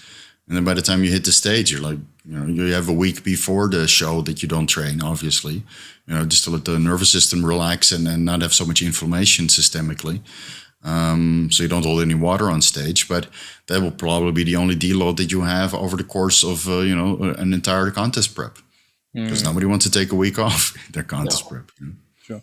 Pete, how would you deal with somebody with long arms when they're benching as opposed to someone with short arms? Is there a different way to train them? Is there like a strategically different way, or is it the same thing? Scott tells me it's the same thing. I don't know. He says it's pretty much the same thing because, I mean, at the end of the day, what's going to get you stronger is training at a high frequency and training with high volume. Those are the two principles. Those principles don't change even based on your build. What your build basically, the only difference that makes is how your body, how often you can train certain exercises. So I'm not built for squats, my body hates them. If I train squats all the time, I get injured. Whereas other people can train them constantly and they're fine. But if I can train deadlift all the time and I don't get injured, whereas other people, they can't train deadlift that often because they get injured. So it more plays a role in like what you can do and how much you can do based on your build. So it's a tricky question, but I pretty much agree with Scott. We also had a question from, let me say his name, from Saif Ahmed. He wanted to ask you if you're going to do an ultrasound for your kidneys, which you talked about earlier about the kidney stones. But he was asking if you were going to do one to see if you have focal, glomerulosclerosis, the FSGS. Obviously, I don't think you have. By the way, I did do them. I did an ultrasound when Actually, I did it while I was still on cycle before I stopped. But I just thought that I thought something was going wrong. And they didn't find any scarring in mine. I doubt they'll find any in yours. But it's nice to have the peace of mind. I don't even know how to get that done. Do I just very cheap? You just go to your primary care physician and say, I'd like an ultrasound of my kidneys.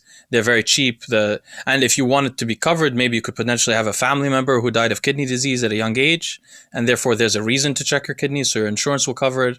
And it's a very cheap, like a couple $100. You get it. While you're there, just check everything. Yeah, check your ultrasound your liver and your kidneys, so you get. So they'll just refer you out. Like you go to your primary doctor, ask for it, they refer you out, you get it done at the hospital or whatever? An imaging center, yeah. You'll go to an imaging center most likely, and it'll take an hour. Now, you'll be at the mercy of your radiologist. It really depends on how capable the radiologist is at detecting or seeing things with the ultrasound. Oh. So you have to have a good radiologist. So when you walk in there, he's not going to tell you any of the results, but you just chat him up to try to figure out if he's capable, and you should potentially mention to him that I am very suspicious that I have glomerulosclerosis and scarring of my kidneys, and that I may have an adenoma of my liver. So he looks carefully, at least. Okay. You're still at the mercy of him, but at least he's looking. And now the doctor will take his readings mostly. Some doctors will be able to read it themselves, but most of them will just depend on the radiologist. Is it cheaper than an MRI? Yeah. It's different, yeah. An ultrasound is using sound. So fMRIs are more accurate, but you don't really need to do one for your kidneys. You just Is it like cheaper than that to get an MRI done? Yeah. MRI is way more expensive. Okay, that's okay. Yeah, ultrasounds are way cheaper. If they don't cover it, flying to Thailand and having it done here is probably cheaper than paying it. Yeah, really, medical tourism to Thailand is probably cheaper to do it here, because I pay $200 for an fMRI. But even an fMRI is way cheaper. It's like $1,000 to $2,000 depending on which body part you're checking. Okay, so that's worth potentially traveling for, because an fMRI, if you can't get it covered here, is very expensive.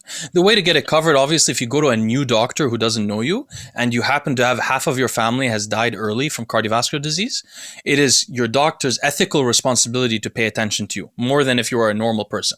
So if you went in there and you said, hey, by the way, I've had high blood pressure for years, I'm on this drug, I've never had a cardiac fMRI, half my family died in their 40s from atherosclerosis and heart attacks, that will be enough to get your insurance to cover it. And then he'll do a cardiac fMRI, which is the most accurate like kind of scan you can do for your heart, for your plaque and stuff like that. More accurate than that CAC score and stuff, and less damaging. Okay.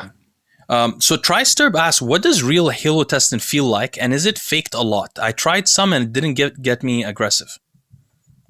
And he also asks, any experience with check drops? I heard it's the most instant aggression compound out there, but seems impossible to find. I took check drops out of me once, and I was like a rabid dog. It was freaking awesome.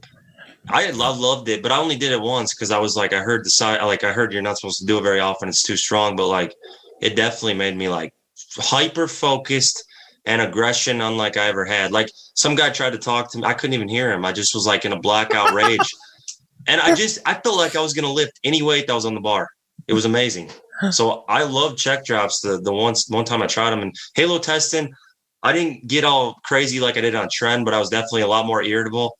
I was in a worse mood. I was just in a worse mood. And then it killed my liver. Like I felt like I was going to throw up constantly all day long. How long did you run the check drops for? Because I only ran for 4 days. And then I felt my liver was literally disintegrating. That's how it is. I just did it once at a meet. Like it will take it 30 minutes before you lift. So that was it. Yeah, I did it for 4 days, and then I felt exactly like how you felt. Purely enraged from the inside, but somehow I'm still calm. Not as irritable as on the halotestin, but I feel like with Trenbolone and the halotestin, it comes after like a week or two before you really start to get agitated. And with the check drops, after 4 days, I felt hyper masculine. But my liver started not feeling so good anymore. So I had said, okay, that was a fun experiment. And my lifts were insane. Like I literally doubled some of the lifts, like at the concentration curls. Not my deadlift, but and so I was like, Jesus, it's very strong, But the halotestin, then you run that for a little bit longer period of time. But you also feel sick, physically at the end of it. Halotestin was the most liver toxic thing I ever felt. I would take that, and I was on 1,200 TUDCA. I was on 2 grams of N-acetylcysteine, and I would take it, and within 30 minutes of taking it, I literally felt like I was going to vomit. Like I couldn't eat anything. I just would have to lay down all day. Because if I almost didn't make it to the meet. I was like, I can't do this. And that was 40 milligrams, which is a high dose, but it was lighting me up. Like I felt terrible. That was 1 day? This was, I did 20 milligrams every day for 2 weeks. And I did the last 2 weeks before the meet, I did 40. And when I went to 40, it started going south real fast. Like I felt horrible. It's like somebody punched you in the stomach. You get just all this nausea constantly. Yeah. So that makes total sense, right? Because what we found out from our research, it seems to be that having something that you're taking orally, so as a first pass from the liver, and also is highly androgenic, is the combination to create liver cancer. So the androgenicness is what creates the liver cancer. That's why a lot of the people with liver cancer were using Trenbolone a lot, or Anadrol. So I would imagine halotestin is the absolute worst for developing liver cancers. I've never used it myself, even though I've been offered it. I realize now, though, from what you're saying and from the liver cancer stuff, there may be a reason those guys are snorting it. There may be a reason. Take it sublingually or they're trying to maybe they're trying to get a faster. I know why they're doing it. Actually, it was right before a lift, so they're trying to get a faster effect. But I gotta say. You have injectable versions of all of this also, but it's, in this terrible synthetic carrier oil that dissolves holes into your muscles. So have you used pure solvent. Have any of you used methyltren? No. In conjunction with, I've used Trend Base. Oh, how is Trend Base compared to halotestin?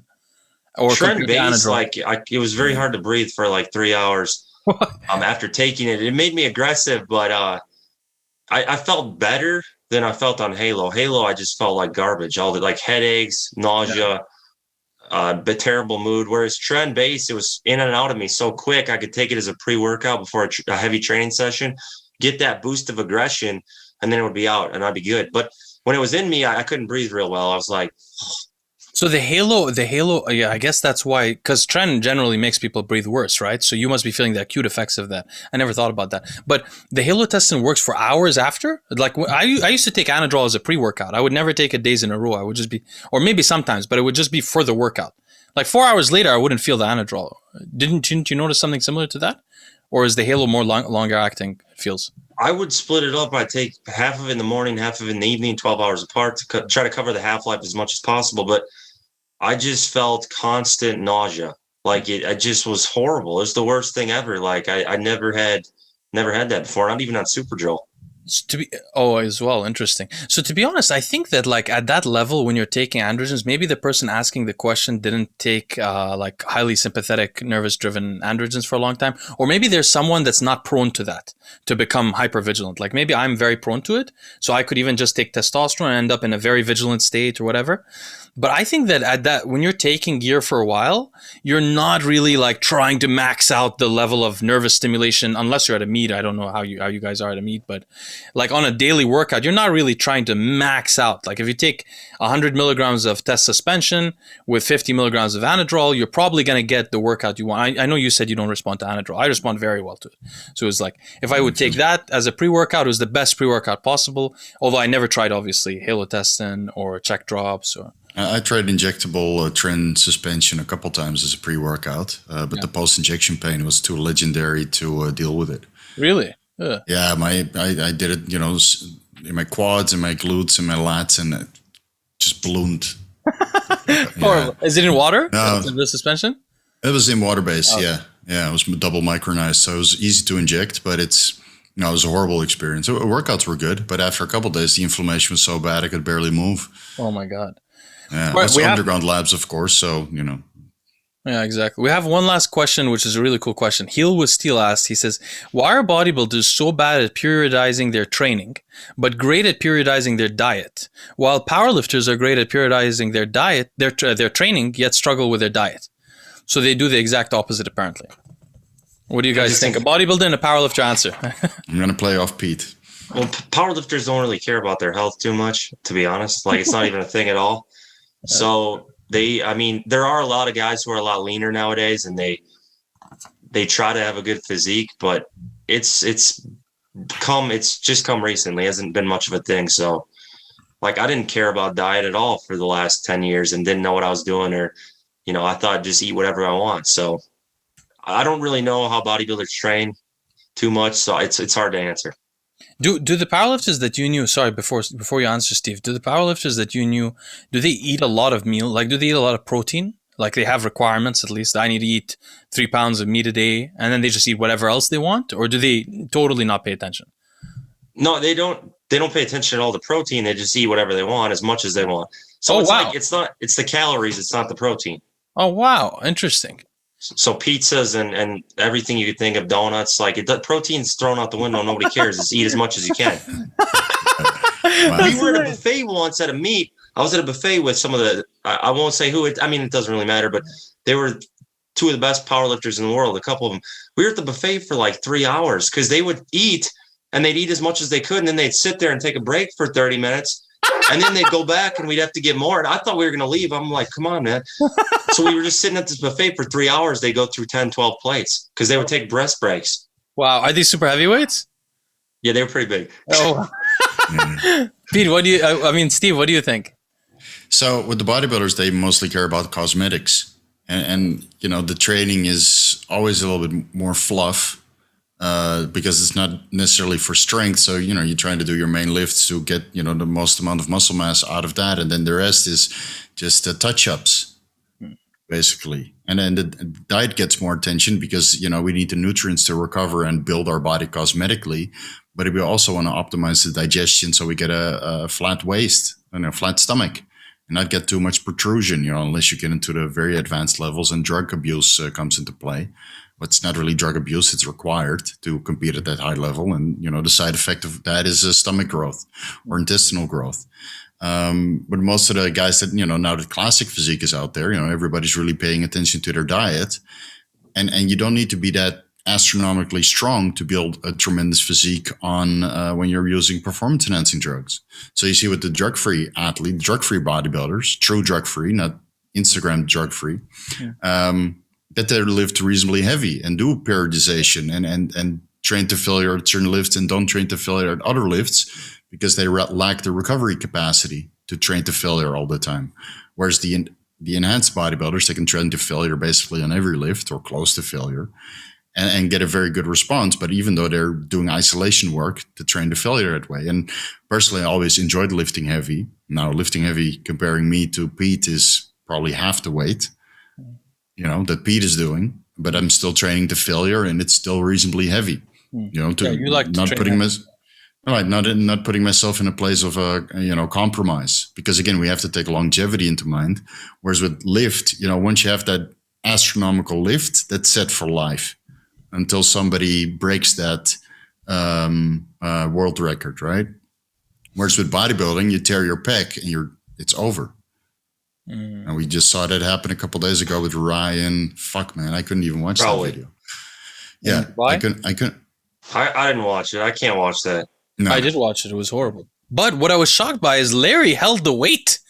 No, Larry held the weight. So strong. Wow. This guy is so strong. No joke. And he didn't even strain, on his toes. You see he's on his toes on the bench. That's a real spotter. He held the whole thing. Yeah. I was like, what? When I saw him in real life, he wasn't that big. He was like 242, and he was ripped to the bone. He looked like a bodybuilder, but that was before he blew up in size. But we did a meet. He was like 242. It wasn't he was just ripped and muscle belly. He's like 290 now, I think. Yeah, he looked normal, just like Superman. Like his body's made out of diamond or something. It doesn't break. Like he could lift whatever the hell he wants. Yeah. Larry is somebody who found what he was meant to do. Yeah. One of the few, he was meant to be a power lifter, strongman, arm wrestler, everything above.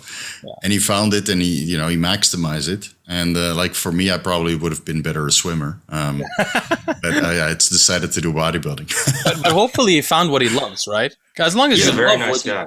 Yeah. From what I've heard. He's genuinely nice in real life.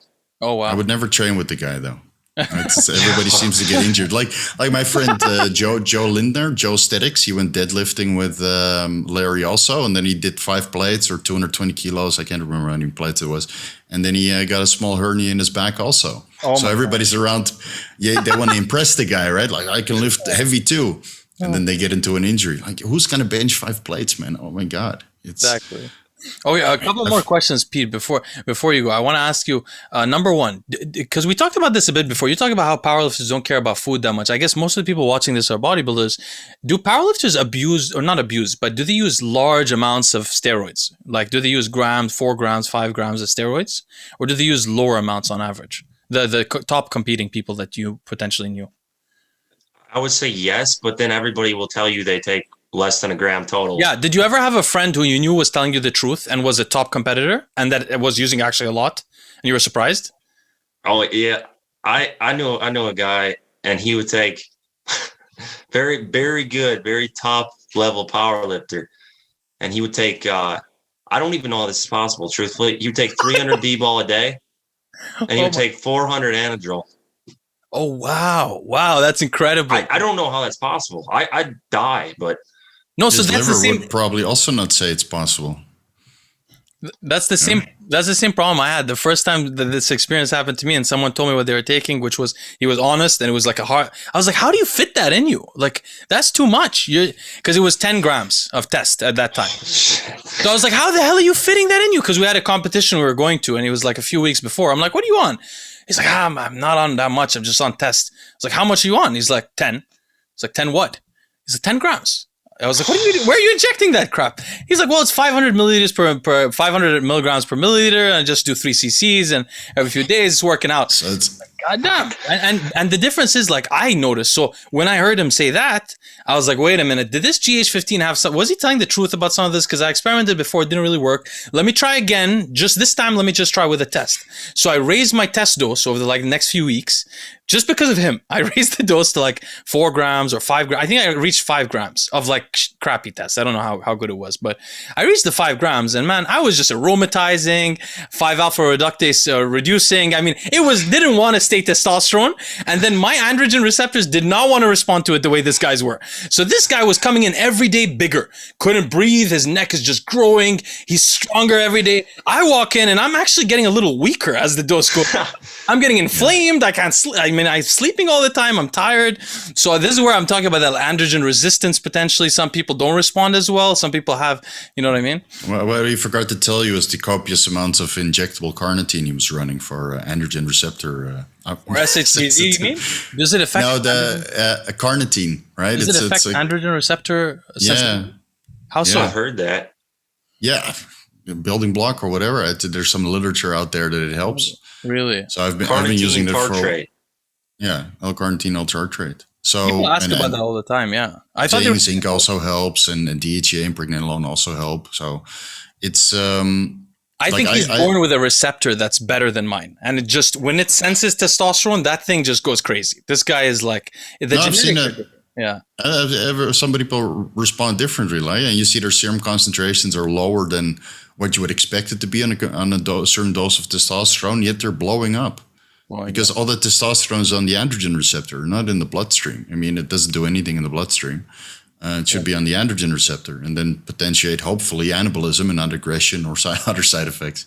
I've went up to 2 grams of testosterone and felt totally fine. You know, yeah, I mean, it was blood work. I felt tired at the 5 grams. 2 grams was fine, but the 5 grams was too much. I felt tired and all that. But I never went there. The point is, I didn't receive the result that he was trying. The last thing I want to ask you, Pete.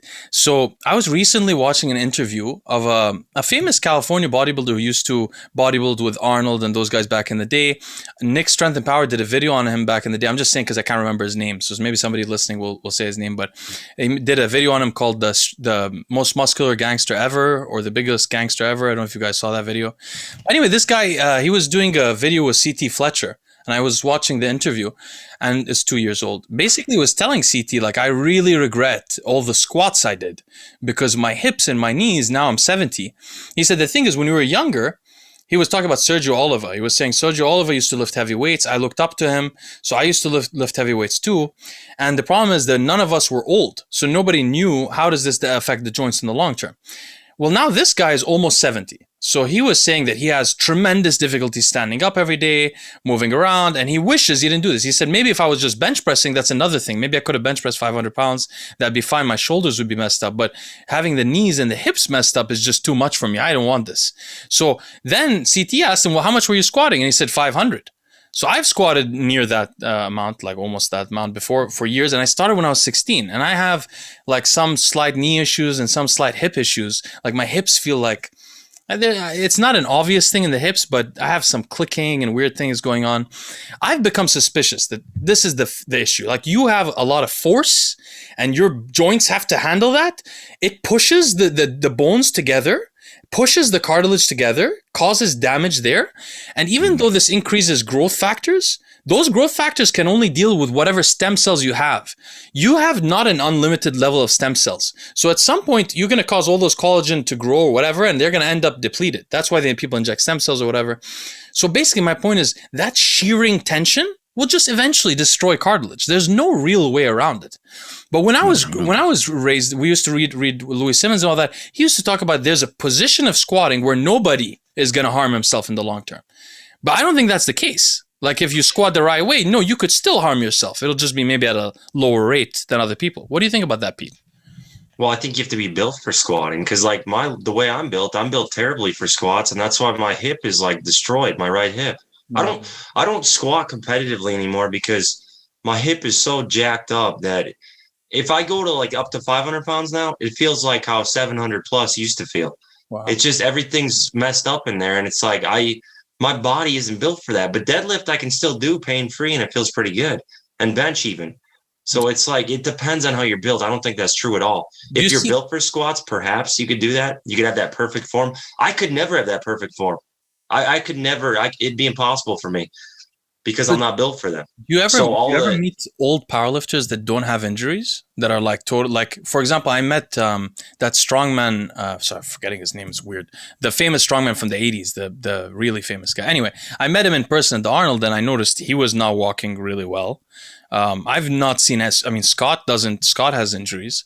I've not seen anybody in their 40s that is not in chronic pain as a powerlifter, in their 50s. Yes. There's powerlifters don't avoid injury.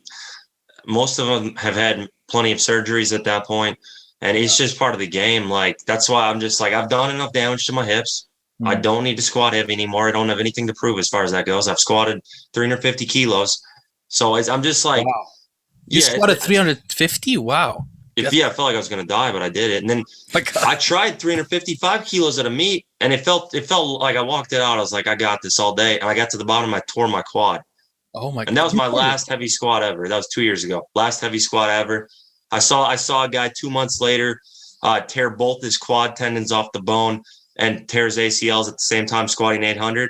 Oh. And I that stuck with me. I was in person 15 feet from the guy, and it freaked me out too much. What happened to him? Did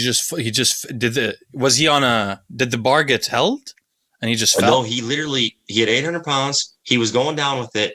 And when he got about halfway, I heard what sounded like 2 gunshots. Oh my God. His quad tendons just blew out, rolled up to the top of his legs, tore his ACLs, hit the deck on his knees, bent backwards, and he was just laying there. He couldn't even move. And they took like 30 minutes for the freaking ambulance to get there, and he had to be helivac to the hospital. And this was like 2 months, mind you, after I tore my quad with 783, 355 kilos, which is 17 pounds less. Did you tear the muscle? I'm done with this. Did you tear that from the tendon or then the muscle? Mine was muscular. I got an MRI. So I recovered, but I still was like, I don't want to play this game anymore. So it's like contact sports, no? So much wear and tear in this strongman powerlifting. It's like MMA. Bodybuilding, yeah, right, almost. But with bodybuilding, there's injuries, but it's always like micro tears, unless you go a little bench a little bit too heavy. But like I've had multiple micro tears in my hamstrings, chest, bicep, but they're always easy recoverable. But with the strongman stuff, especially when you're trying to max out, it's so risky, That's how it is. It's just, and I think it's also like the accumulation of like small scar tissue that compromises the tissue, and then you include pharmacology, and you're blocking the estrogen mediated collagen synthesis and the progesterone collagen mediated synthesis because the pharmacological design is not optimal, and By the way, I wanted to ask you, Steve, you had a small bicep tear also? Small in it's the like here a little bit. How did you know you had it when you got it? I just felt it when I was training. Oh, really? It just felt like you're on like a zipper, 3, and it's same as in my chest. I tore that twice. So maybe you guys can help me diagnose this, okay? So the last 6 months that I was lifting, this is what started happening to me. First of all, the last year, my right arm started getting weaker than my left arm. So my right arm was 1/2 inch bigger than my left arm. It became the same size. So I think there's some nerve damage. And I got weaker. So then I started arm wrestling mainly with my left arm. And then, I didn't know what was going on. I started to think that I maybe tore the right bicep within the muscle, and fibrosis occurred, scar tissue developed. And then when I kept working out, this is the weirdest part of it. When I would go to work out my biceps and I would do like heavy bicep stuff, I would feel pain inside the bicep muscle, not soreness, pain, like it was slightly like it was ripping. Every time I would be doing heavy weights, so like 120 dumbbells, partials, stuff like that, that's when I would feel it. So I started getting scared to do my right bicep at high weights. It felt like it was tearing a little bit more each time, and now it's sort of compromised. Does that sound at all similar to what you feel when you tore a muscle and you feel it's compromised? Like when you work out, you feel a bit of pain in the muscle or something like that? Yeah, but I would let it rest for a pretty long time and then really slowly get back into it. So when I had like a couple micro tears in my right chest, it took me like 6 months to get the confidence back to put any heavy weight on it. Because I felt it like a little bit, and I didn't want to aggravate it because, you see all the pec tears in bodybuilding, and it's don't come back from that, and you have a dent. It's literally like a dent in your ego, a pec tear, and it's permanent. You can fix it with surgery, but it still looks different. and it's not very cosmetically pleasing. So it's a career-ending injury, basically. So when I felt that in my chest or other body parts, like in my hamstring, just let it be, and then slowly over the course of 4 months, 6 months, just start getting stronger and stronger and stronger. And both my hamstrings have like a micro tear on the outside, makes it more cosmetically pleasing, luckily. Really? But it is noticeable. Yeah, look at Mr. Olympia, Classic Physiques, Chris Bumstead. Yeah. He also got a hamstring injury. There's like a huge chunk out of his right hamstring. Yeah. I've never had a hamstring. I've never had a lower hamstring. I've never seen it like properly. I've never had a tricep also. Laying hamstring curl with the full stack, and then an Androl. Yeah. Maybe I'll do some of that.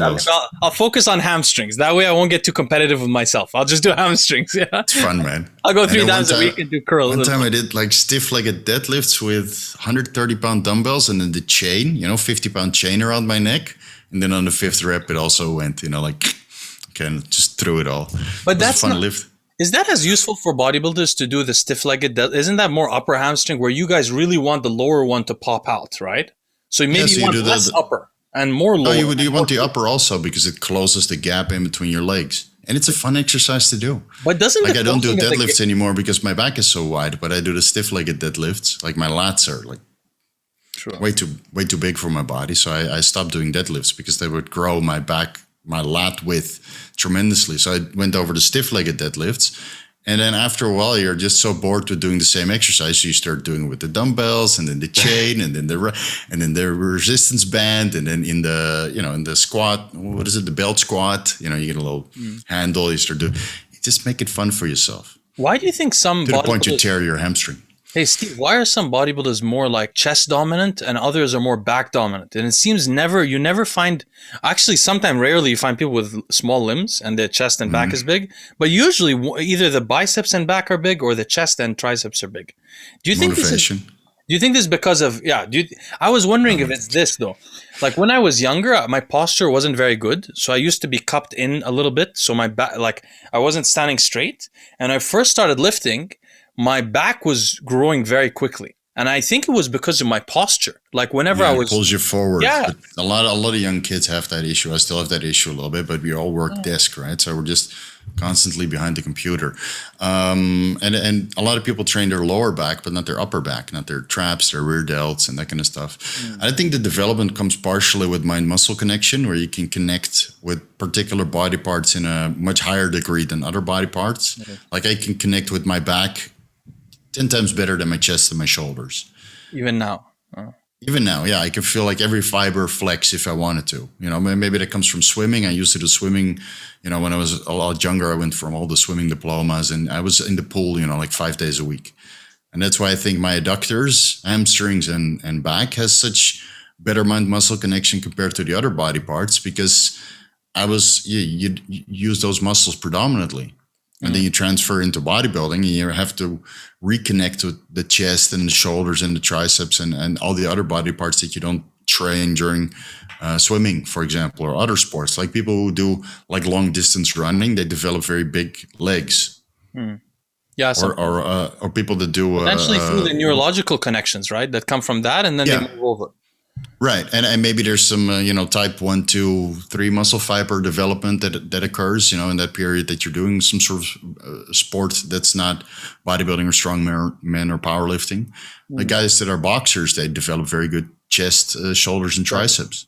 Yeah. Right? So and then they go into bodybuilding, and those body parts explode while the other body parts lack. So I think there's something that you did in your younger years, but it has to do with some sort of endurance activity. Actually, that's a great point. Steve, you might be totally right. I used to love monkey bars when I was a kid.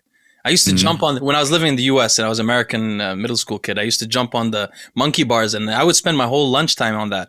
And now I bet I couldn't do what I could do then. Like I was really good at it. So all the monkey bars is all pulling and holding and just, so I guess maybe that's what it was. You really taught me something there. That was a great. I think so. Something you did in your younger years, which creates some sort of neurological connection and changes your type 1, 2, 3 muscle fibers. I'm sure there's a study on it. I wonder if Cerebral Lysine also injected into muscles can increase. By the way, guys, I don't work for Cerebral Lysine or anything. I'm just excited. Where's your discount code? No, I don't work for those guys. I do have a discount code. That's true, but I don't want to mention it here because I'm not trying to make. No, it's just Okay. well, I don't want to mention it, but the point is, I have a discount code from Cosmic Nootropic, but honestly, whatever money I make from there, I just buy more Cerebral Lysine for myself. So I'm just using it for myself. But it's interesting because I injected a bunch of it into my chest often, and it just feels like it saturates and stays in the chest, and it has nerve growth factor, and that is local. And nerve growth factor doesn't pass the blood-brain barrier very well. So whatever effects it's having, I think, are going to be local. So potentially, it could increase innervation toward the muscle in the long term, like years of injections into one muscle. What about the stack of Cerebral Lysine, BPC 157, and stem cells? Yeah, really. That's the combination: angiogenesis, stem cells, and trying to do nerve. Yeah. And also the combination of Cerebral Lysine with growth hormone in general, because the growth hormone is having an effect on nerve growth factor and all of this, but it's having an effect on so many other things. So here you specialize it a bit more so you can get more nerve growth, hopefully. And then you get it like Captain America with all those needles, and they go into your body and inject all that stuff, and then you wake up like with a full chest. It'd be great.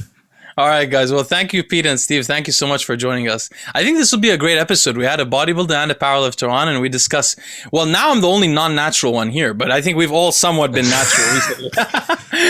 I don't look like it, but I'm not. I'm still on growth hormone, so I don't qualify as a natural. But I think Pete is the only true natural. Or you're hiding something, Pete? No, I'm just on natural supplements. Yeah, exactly. Trust me, I feel it. I'm weak. But you're not weak compared to us, and you'll always be strong for us. Don't worry. Oh. Right. Anyway, guys, awesome. I'll let you guys be. I have another podcast in a bit. I'll talk to you both soon. Have a good day, guys. See you guys. Take care. Ciao.